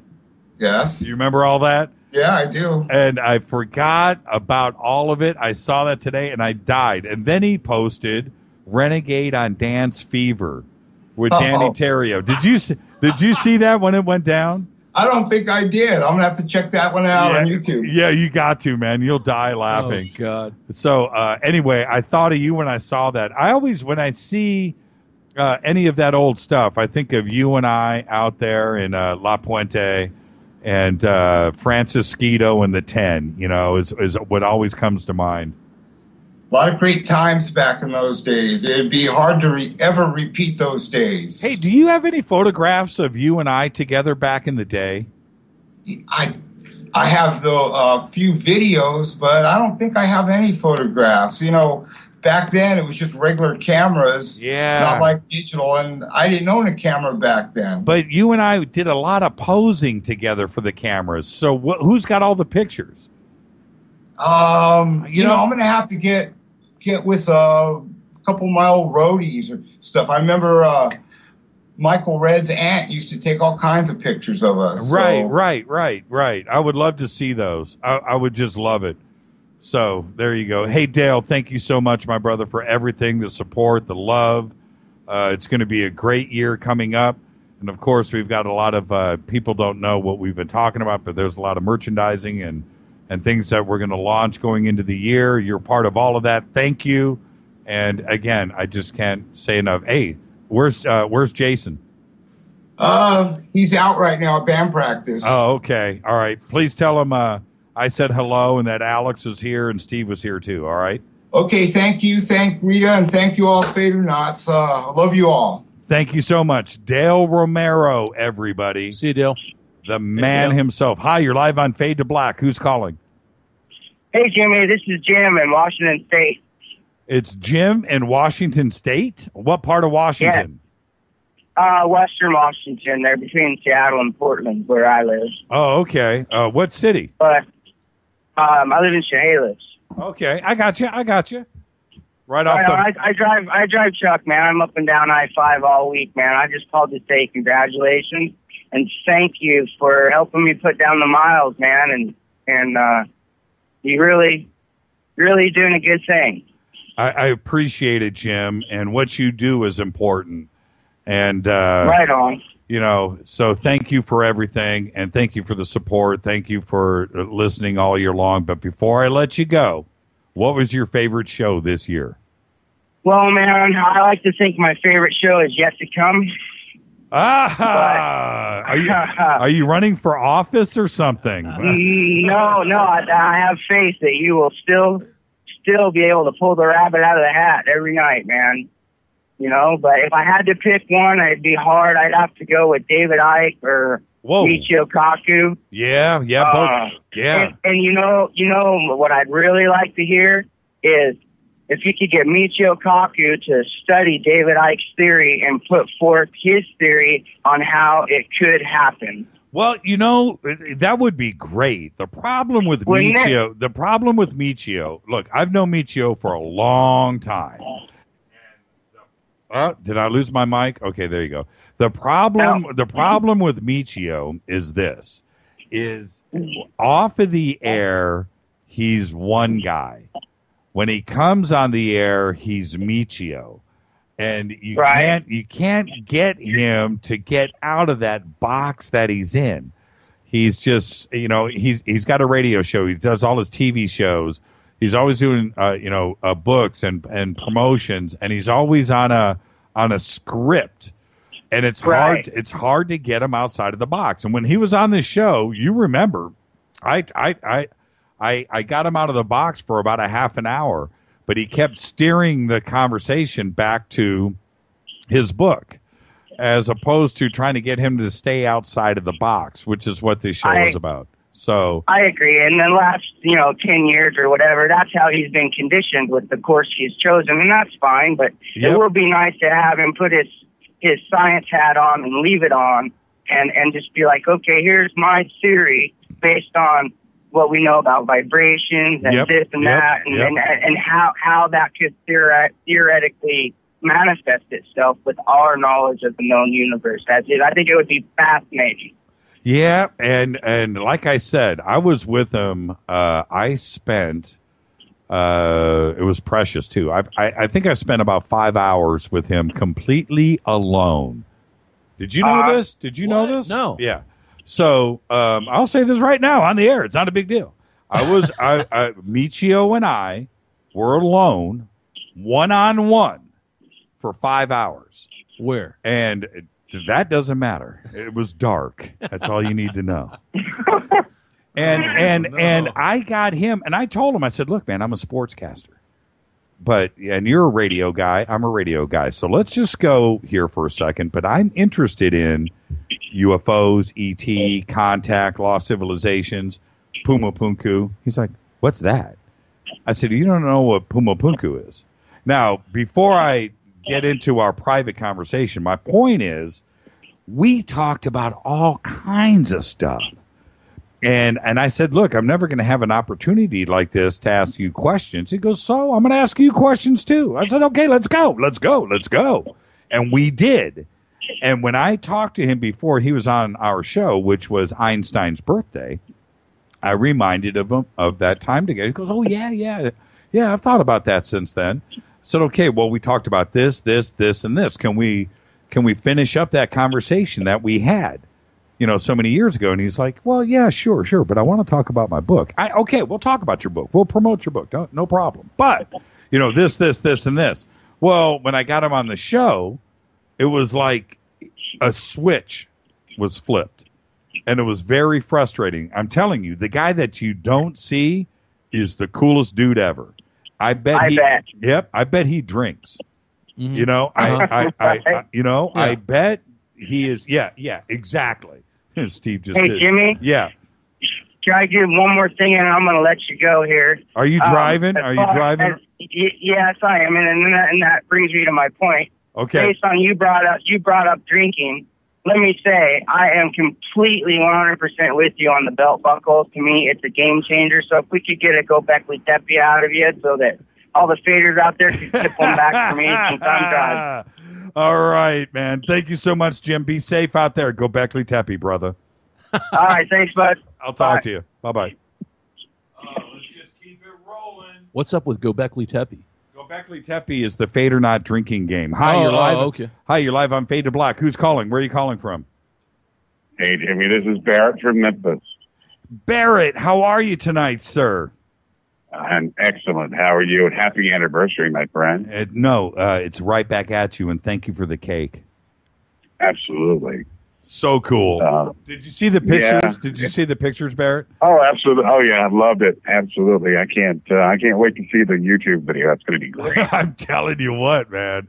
It was. I know I said this earlier, but I'll say this. I started crying, and the guy, his name is Miguel, that made the cake. He was so cool. He's like, hey, man, love the show. Thank you so much. And and I was like, you know who I am? Oh man, stop. And so anyway, the way that he was treating me about the love that he put in this cake, and showing me what was going on just made it worse, man. I was like, you know, like a big baby. I couldn't help, man. It was just, it caught me by, I had no clue. None. No clue. Everybody knew. That is just the coolest. Secret safe with you guys, apparently. So there you go. Thank you so much, Barrett. Hey, Barrett. You know, from one radio guy to the next, to back to you. What is it that makes the show special for you? I just, you know, I always want to do something that engages. You know, you know as well as I do. I mean, I used to listen to Hymus and Stern and some of the other guys, and I, you know, and I'm going to throw your name in there too, as well as Art. You know, it's something about the host that you get that, and we talked about this last time we spoke. It's something about that intimacy where you feel engaged and you sort of sit up on the edge of your seat, or you pay really close attention, and you can tell that with the FADERNAUTS. I mean, you've seen some of the tweets go by. People saying, I don't miss a word. And that's the hallmark of what makes a great show, what makes a great radio program, and what makes a great family like this. Then, like I said, then it's mission completed, you know, because it's easy for me to be engaged. What really bothers me is what bothers you when you're watching. It could be CNN, MSNBC, whatever. You're watching somebody get interviewed, or the Tonight Show, or something on the radio. When you're listening and you just know somebody's going through the motions, the questions are prepared, they're written by the guest, you know, they're written by a publicist, and they've got to cover A, B, and C, and D, and you can tell. Well, I hope that I hope that everybody, Barrett, I really mean this. I hope everybody can tell that I don't have notes. I don't. Right. Well, it's the two things. It's you know, the ones that you can tell that are phoning it in, and you know, more to my point, specifically, you can tell and you appreciate when you're being talked to and not talked at. Thank you so much for that. Thank you Absolutely. so much. All right. Hey, and listen. You pass along some words of wisdom from your dad. You reminded me something that my mom once said, and you actually personify this thing, and I live by it. And that is, always remember to say what you mean what you say, but don't say it mean. Barrett from Memphis. Hey, Barrett. I'll say this for everybody out there. You know what I'm talking about. Oh yeah, we're connected. Listen. And Hold on. Steve, Barrett. I'm going to say this. Okay, just stay with me. Dry. Okay. Dry. All right. You know what I'm talking about. Okay. All right. Absolutely. All right. Hey, have a great, safe holiday. I'll shoot you an email tomorrow. Thank you for everything. See you, Barrett. God bless, man. Namaste, guys. Thank you, Barrett.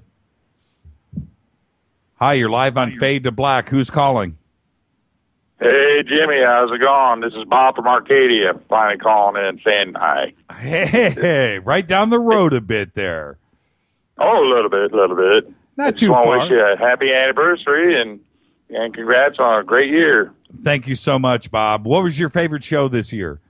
Well, I got to say, all of them. Oh, stop. There's one. Yeah, but actually one that really blew my mind was Shaw. The night Shaw was on. Rick Shaw and... sure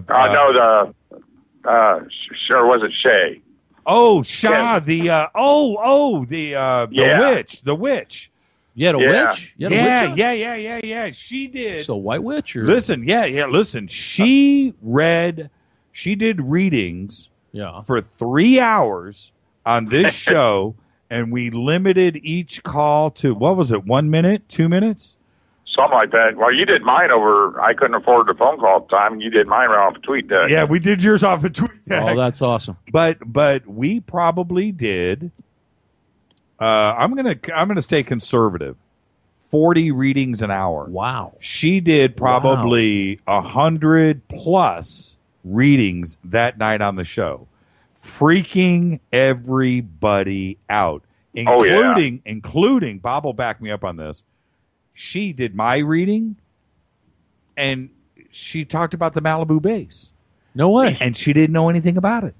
Yeah. She didn't know anything about it. She didn't know. No, well, it's like mine. What did she say about it? Mine. Oh, I'm sorry, Jamie. No, go ahead, Bob. What was yours? Yeah, what was yours? I just asked her which way I should go to my art or music, and then she said music, and she saw strings. Well, I just started learning to play guitar this last year. I didn't know that. And she did not know that. Huh. Bizarre. She was good, man. She freaked me out. Almost on every single reading. I mean, I was blown away by the end of that show, and she was so fast, and she was so good. Yeah, Shaw Blackburn. That was her name. She was amazing. Blackburn. Okay. Yeah, she was amazing. Hey, Bob, thank you so much for everything and your support, and thank you for hanging in there. And it's been a great time. I truly mean that. You're a member of the family, and you know this, but I'm just telling you now. I'm going to take the time to tell you thank you for everything. And 2015 is right around the corner, and it's going to be a great year for us all. Thank you so much. Yeah, and Merry Christmas to you all, and have a good one. Merry Christmas. Thank you, Bob. Arcadia. Right. Arcadia. Thank you, Bob. Take care. Bye. Arcadia is right next to, it's funny because I'm going to take a little break here. When I first moved here, I was in Pasadena. And Pasadena and Arcadia touch. You know what I mean? Right. So I have a little connection to Arcadia. All of you guys that are on hold, just stay right there. I'll be back right after this. This is Fade to Black Anniversary Edition on the Dark Matter Radio Network.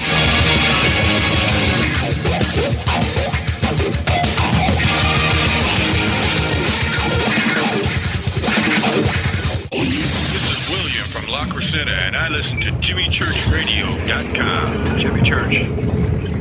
My name is Alan, and I listen to JimmyChurchRadio.com. He's always giving it to you straight. JimmyChurchRadio.com on the Dark Matter Radio Network. Hi, this is Rob Reiner from Anvil, and you're listening to JimmyChurchRadio.com. What's up? I'm Chris. What up? This is Kyle Massey, and you're listening to Jimmy Church Radio, the revolution.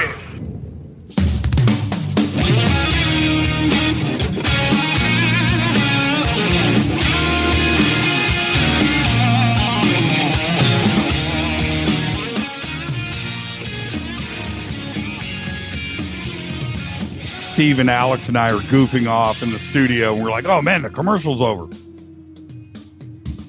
All right, I'm just going to grab these calls in order, okay?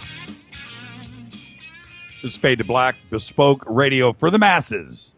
This is our first anniversary. We are live in the studio with Steve Murillo and Alex Mistretta. Murillo, Mistretta. So Mistretta comes first, alphabetically. But Steve is the oldest guy in the room, so he should get the respect of being introduced first.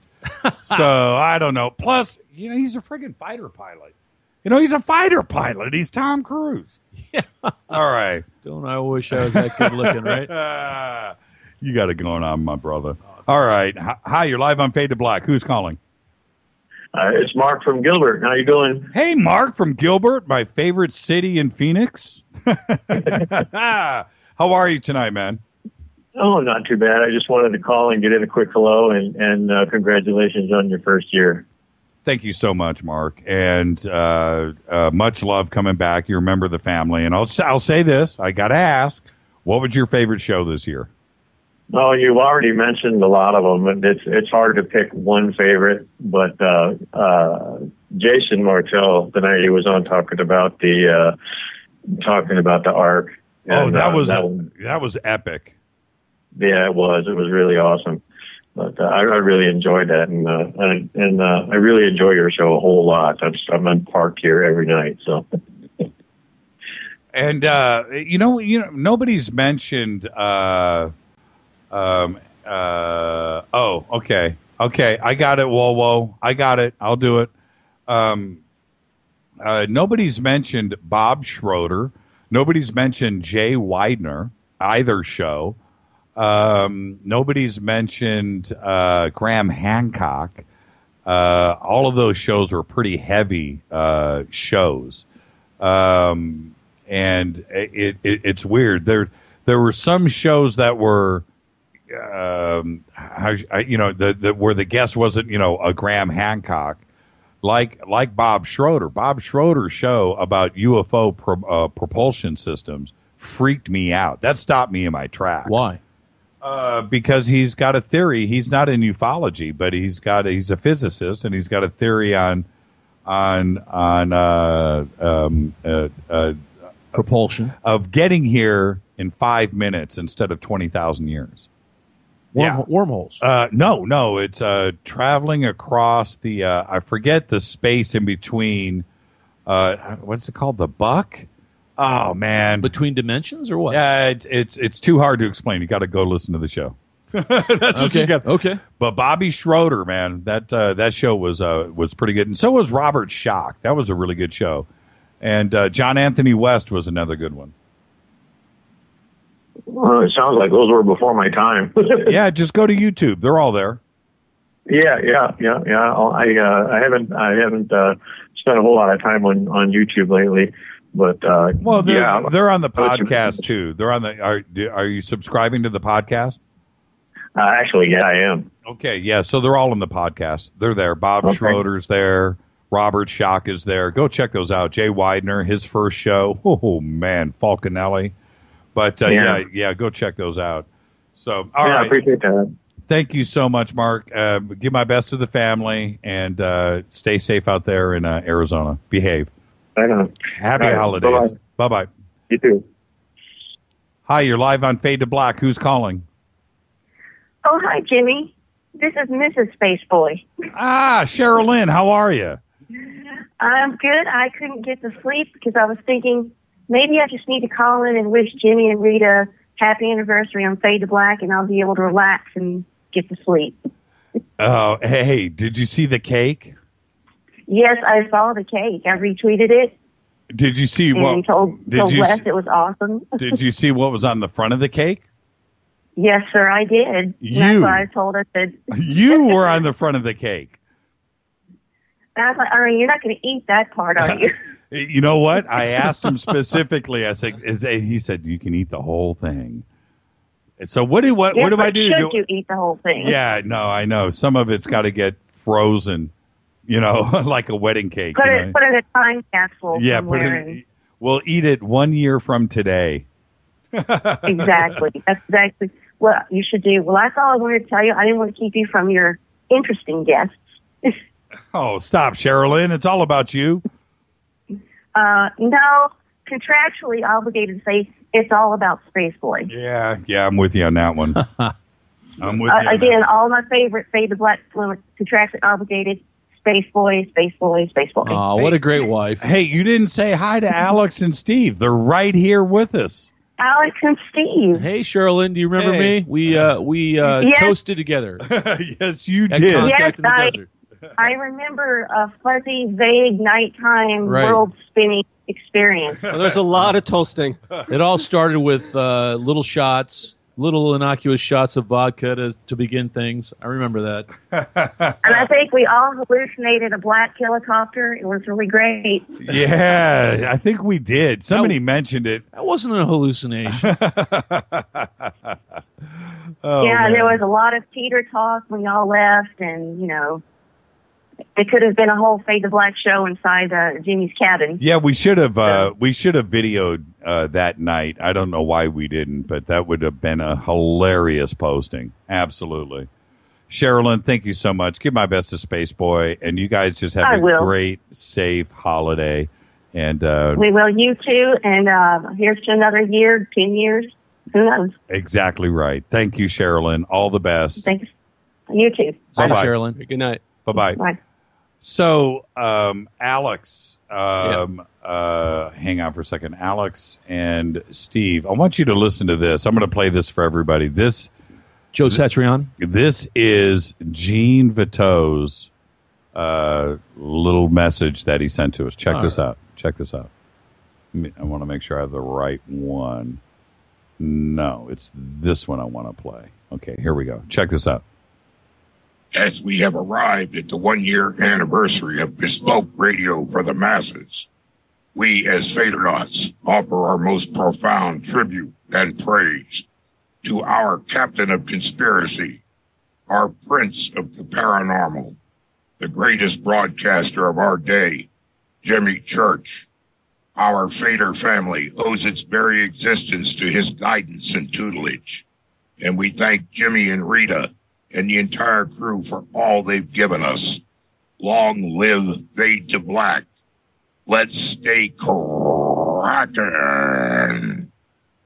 That's what I'm talking about. Amazing. That's what I'm talking about. Amazing. Let's grab this next call. Hi, you're live on Fade to Black. Who's calling? Hey, this is Wolf. Wolf McCarran. Hey, buddy. How are you, man? Yo. How's it going? Oh, Wolf's here. What's up? What's the going party, on, Wolfie? Yeah, the party just started. Yeah. Wolf is pulling up outside. It figures because it's what? It's nearing on 10 now. So yeah, that's right. He's just woke up. He just woke up. Just rolling out. Good job, Wolfie. Hey, Wolf, we all want to be you, brother. We all want to be Wolf. Oh, hey, man. I just wanted to call you guys because I saw that it was your anniversary. I saw that you guys were on, so I just wanted to say hi. It was good seeing you and Steve and Alex at the Christmas party. Yeah, it was good seeing you, man. Thanks for coming down. Yeah, and Jimmy, I got I just recently got off the phone with Paul Hill's daughter, who wrote the book, The Unconventional Flying Object book, from NASA. Yep. And she would like to do the show, so I'll hook you up with her. Her name's Julie Hill. But man, she has a really? second edition out of the book, and I think she'd like to do an interview with you. Oh, I would love to have her on the show. Ralph, where's she hail from? Where's she live?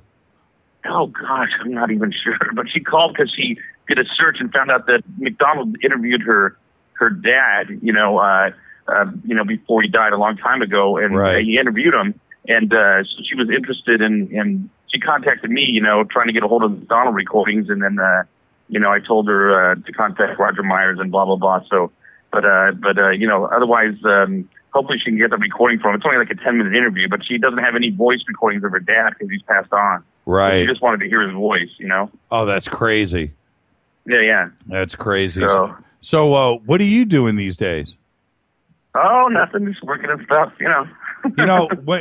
This is what what I depend on Wolf for. I mean, he's such a talented guy, but the new cool place on Ventura Boulevard, whatever it is, Wolf knows. That's where he's at. Yeah. Wolf gets those personal. He gets those personal invitations. Grand opening. Who are you going to bring? Oh, you got to have, Wolf. Oh, yeah, Wolf. Yeah, and his parties are always great too. Oh man, yeah. I've got some pictures. Yeah. If you go on Facebook and you go way deep, go about 5-6 years ago on my Facebook page. Yeah. And you'll see me with a blender outside at a bar. That's at Wolf's house. Oh, yeah. That old bar, the circular bar. Yeah, the circular steel. That was awesome. Yeah, with the fans. Oh, man, that bar was too much. And the Misters. Yeah, you remember the Misters? Yeah. Oh, Wolf had it going on. He had it rocking. Yeah, the pool table right there. Yeah. And the drum. The drum room in the back there. Yeah. And then he had the video editing suite. Yeah, that was the pad, man. All right. Hey, Wolf, thank you. Okay, I'll get another one. Hey, Wolf, thank you for everything. Wolf, everybody, was our second guest that we ever had on Fade to Black. It was Steve the first night, Wolf McCarran the second, and it was Area Wolf 51. And we had Wolf. Yeah, we did Wolf. And who else was on with you that night? Was it Jason Martell? Or was it? No, that was after you did another one with Steve. After that, I think with Jason. Yeah. Then with you, it was. Oh, it was Stan. Stan Friedman. Yeah, it was Stan Friedman. Yeah, it was you and Stan Friedman. That's right. Yeah. Yeah, that was a good night, man. So again, Wolf. I've known Wolf since we were kids. Wolf, thank you for everything. And I don't know where the last 25 years went between you and I, but here we are. you think about this for a second. Compared to when we first met in the 80s, it's going to be 2015 in a week. Yeah, you know, yeah, crazy. isn't that nuts? So, Yeah. but hey, Wolf, thank you for everything. Thank you for your friendship. Thank you for your help.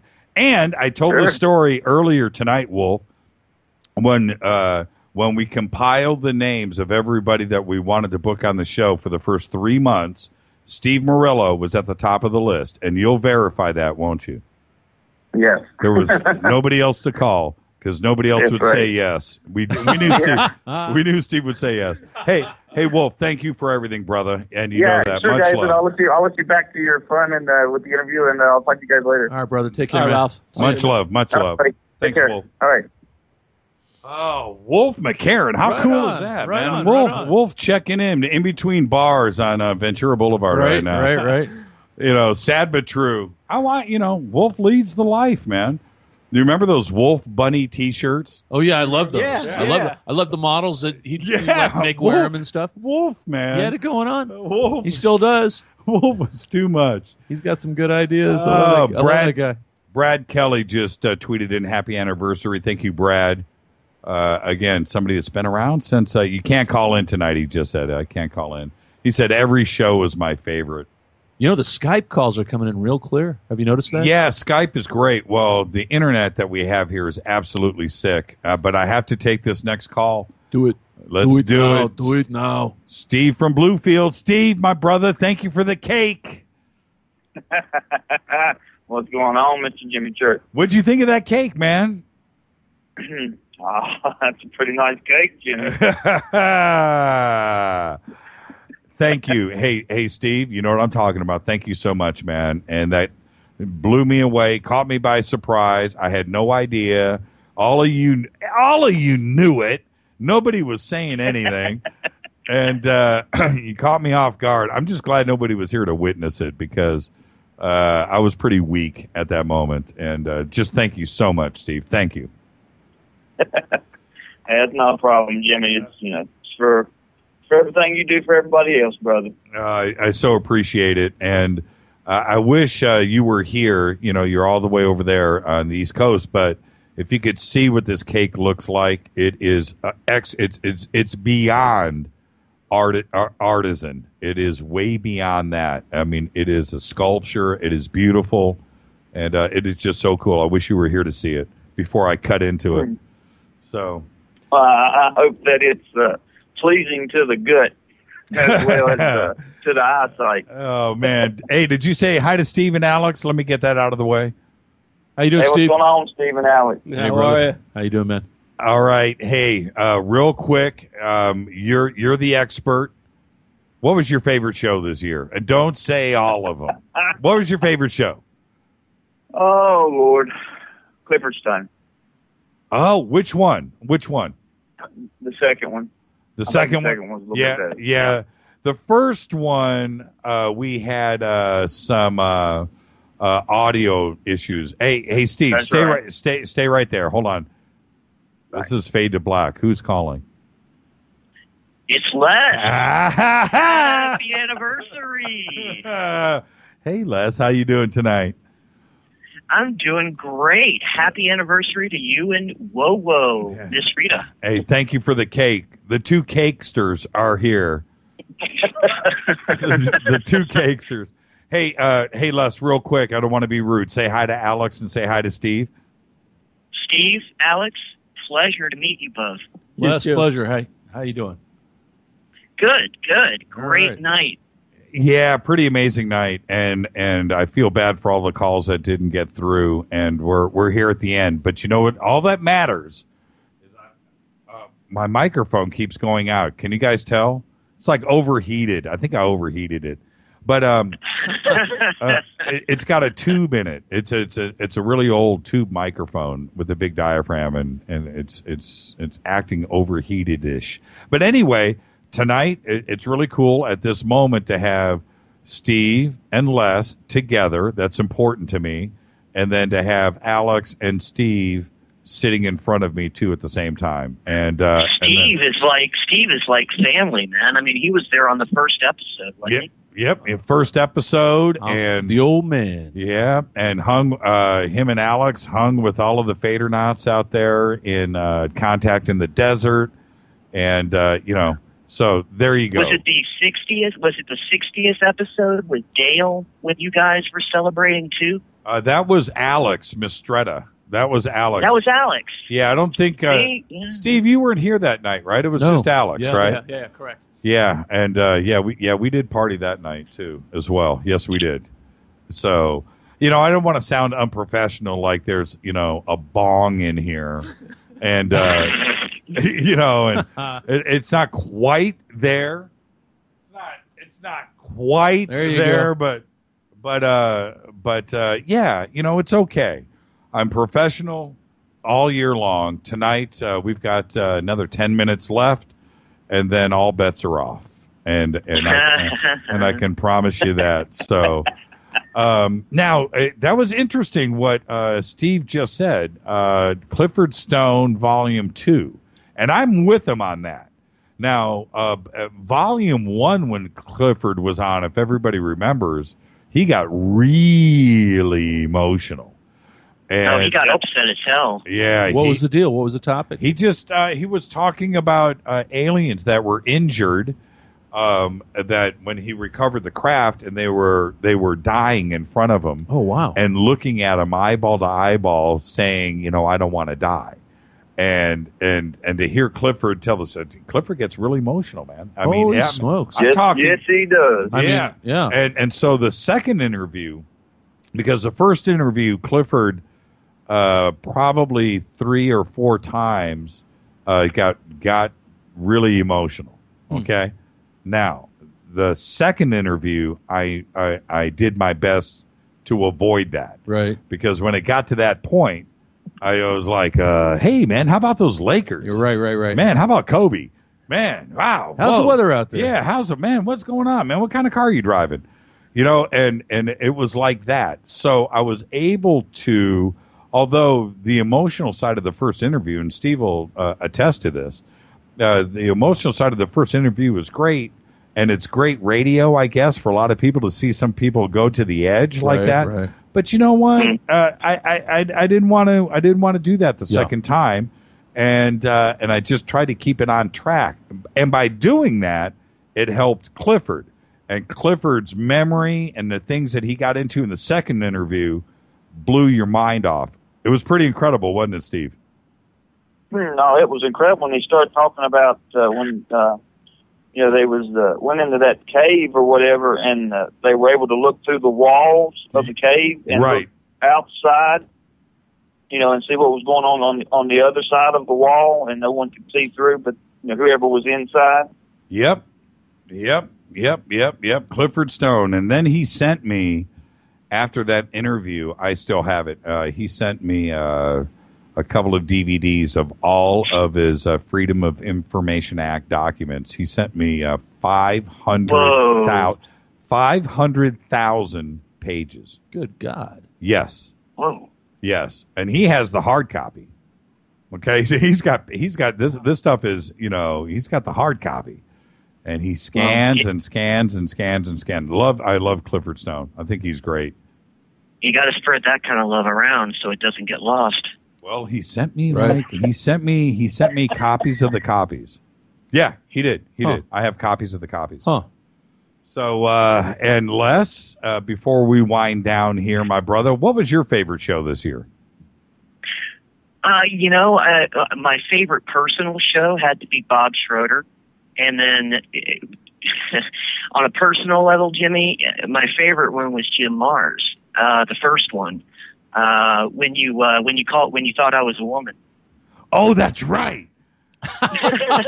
Oh, you didn't just do that, Les. Yeah, you did. Oh, I threw you under the bus, dude. I had to. All the new FADERNAUTS need to hear it. but in my defense, I wasn't the only one. No, Jim Mars did it too, and you both apologized. You did. I remember the tweet. You can ask Spaceboy. I was like, dude, I'm a dude. I'll never forget that, man. Well, I tried to forget it, actually.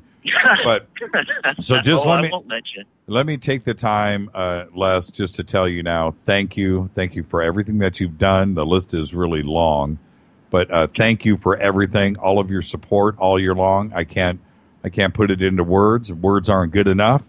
And just thank you. And you've done more than anybody can in most lifetimes, and you've done this in a year with us. Same for you, Steve, and everybody else out there. My pleasure. Yeah.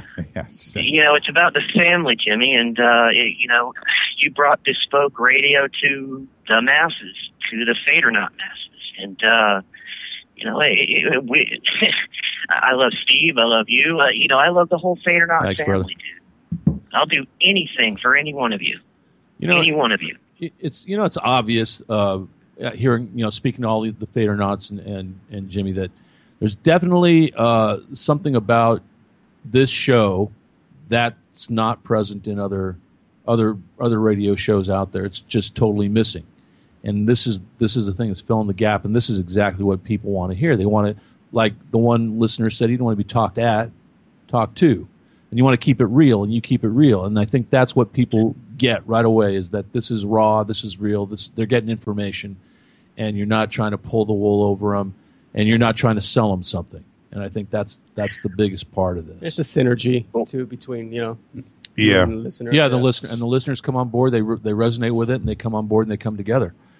So, and I'll tell you, it goes beyond that, guys. If you had been with us in the sandbox since about May, and that's pretty much when I started tweeting, or in April, synchronicity after synchronicity. I mean, all of us coming together. We still see the family's growing. We seem to draw all these talented people right to the sandbox, like the artists. It's just, yeah, it's just freaking amazing, isn't it, Steve? I've never seen anything like it. Yeah, I've never seen anything like it. Yeah, honestly, I wouldn't even have a Twitter if it wasn't for the sandbox. Well, honestly, I don't even have a Facebook. Yeah, yeah. And Jimmy's like, "Hey, you've got to get on the Twitter," and then I hit the Twitter up, and then I'm like, "Oh, what do we have here?" See, no, and I remember the first time. Yeah. I'm sorry. Go ahead. No, go ahead. No, I just remember the first time I heard you, Steve, and we were like begging you to come into the sandbox. You remember that? Vaguely. But you know what? And I'm just listening to it now, and I'm hearing your request. And Twitter to me is sort of, I couldn't get it. I didn't know what it was for. I mean, I've dabbled in it a couple times, but now I see what it's for. Now I get how it can be powerful and how you can use it, and you can create a community with it. So I just joined. I just started following you because I barely knew how to use the Twitter thing on my phone just now, and I just I see. Seriously. Okay. Well, the difference between Twitter and Pinterest and some of the other things that are out there, Facebook, is Twitter is not set up. You can do photographs and pics and stuff like that, but that's not what it's about. Right. What Twitter is direct, instantaneous communication. Right. So if you take like what IM used to be back at AOL back in the day, and you take that kind of concept, that instant communication, that's what Twitter's about. That's why there's only 140 characters. It's about getting your thought out right now. Yeah. And then getting a response back right now. That's what it's about. Now, you can use it for breaking news. Sure, and that's breaking news happens on Twitter now. Right. But White House, .gov, whatever. But what Twitter is instant connection to the people that are interested in what you're interested in. Right. And that's what's amazing about it. It took me a while to develop that concept because you would say, it's easy to say, well, isn't that what Facebook does? Well, right. No. It does it to a degree, but it's not what it does. It's not what it's designed for. Twitter is basic. Yeah. There's nothing there. There's nothing there but words. It's not about images. It's not about somebody's face or somebody's profile. It's not about any of that. It's about what your thought in 140 characters. And we've been able to develop a family that communicates with those 140 characters or less. I'm going to look right now. I've done since the start of the show, I've tweeted maybe 4, 5, maybe 10 times. But, and you guys, if you want to look, you can walk around here and look. I personally have received 1,300 tweets since the start of the show. Yeah. Okay. Now, each one of these people are communicating out, and everybody sees. That's an extraordinary amount of Twitter action. Yeah. And I invite everybody that's hearing me say this on every show. They're going, what? That's not happening. Come and check it out. Yeah. Just like Steve from Bluefield just said right now. He didn't get it either, and now he gets it. Yeah. And it's a very big part of the show and the family. They can come listen to the show and participate in real time and communicate with not only me, but the guests that are on the show and the other people that think like they do. And it's a beautiful thing, and it's built into this family. Thank you so much, Les, for saying that. No problem, Jimmy. All right. No problem. Hey, guys. Hey, Steve, thank you. Happy holidays to the family. Again, thank you for the cake. We got a whole year in front of us, my brother, and I can't wait. I can't wait. And so with that, I'm going to roll credits. Hey, Steve, you just going to hang to the bitter end? I'm going to hang to the bitter end, brother. Okay. That gives me enough time to think about what I can do next year. Okay. Okay, here we go. Love you, brother Steve. Okay. Coming up next is Night Watch. I'm handing it over to Les. Go. Special thanks to Alex Mistretta and Steve Murillo, and to Mr. Suren. Stay tuned. Coming up next is Night Watch, followed by Spooky South Coast. Special thanks to Keith Rowland and Art Bell. Fade to Black executive producer is Rita Kamarian. Show is produced by Hilton J. Palm and Mark D. Kovar. Special thanks to LJ Free, that's me, Renee, and Jonas. Announcers are Steve Harder, Gene Bateau, and Mark D. Kovar. Faded by Dale. Webmaster is Method of Signaling. Music by Doug Aldrich. Intro by SpaceboyMusic.com. Fade to Black is produced by KJCR for the Dark Matter Radio Network. And with this, for the year, we are out of here. Yeah. Awesome. Good night, everybody. Good night, Alex. Good night, Steve. Good night. Be safe. Thanks a lot. See ya. See ya.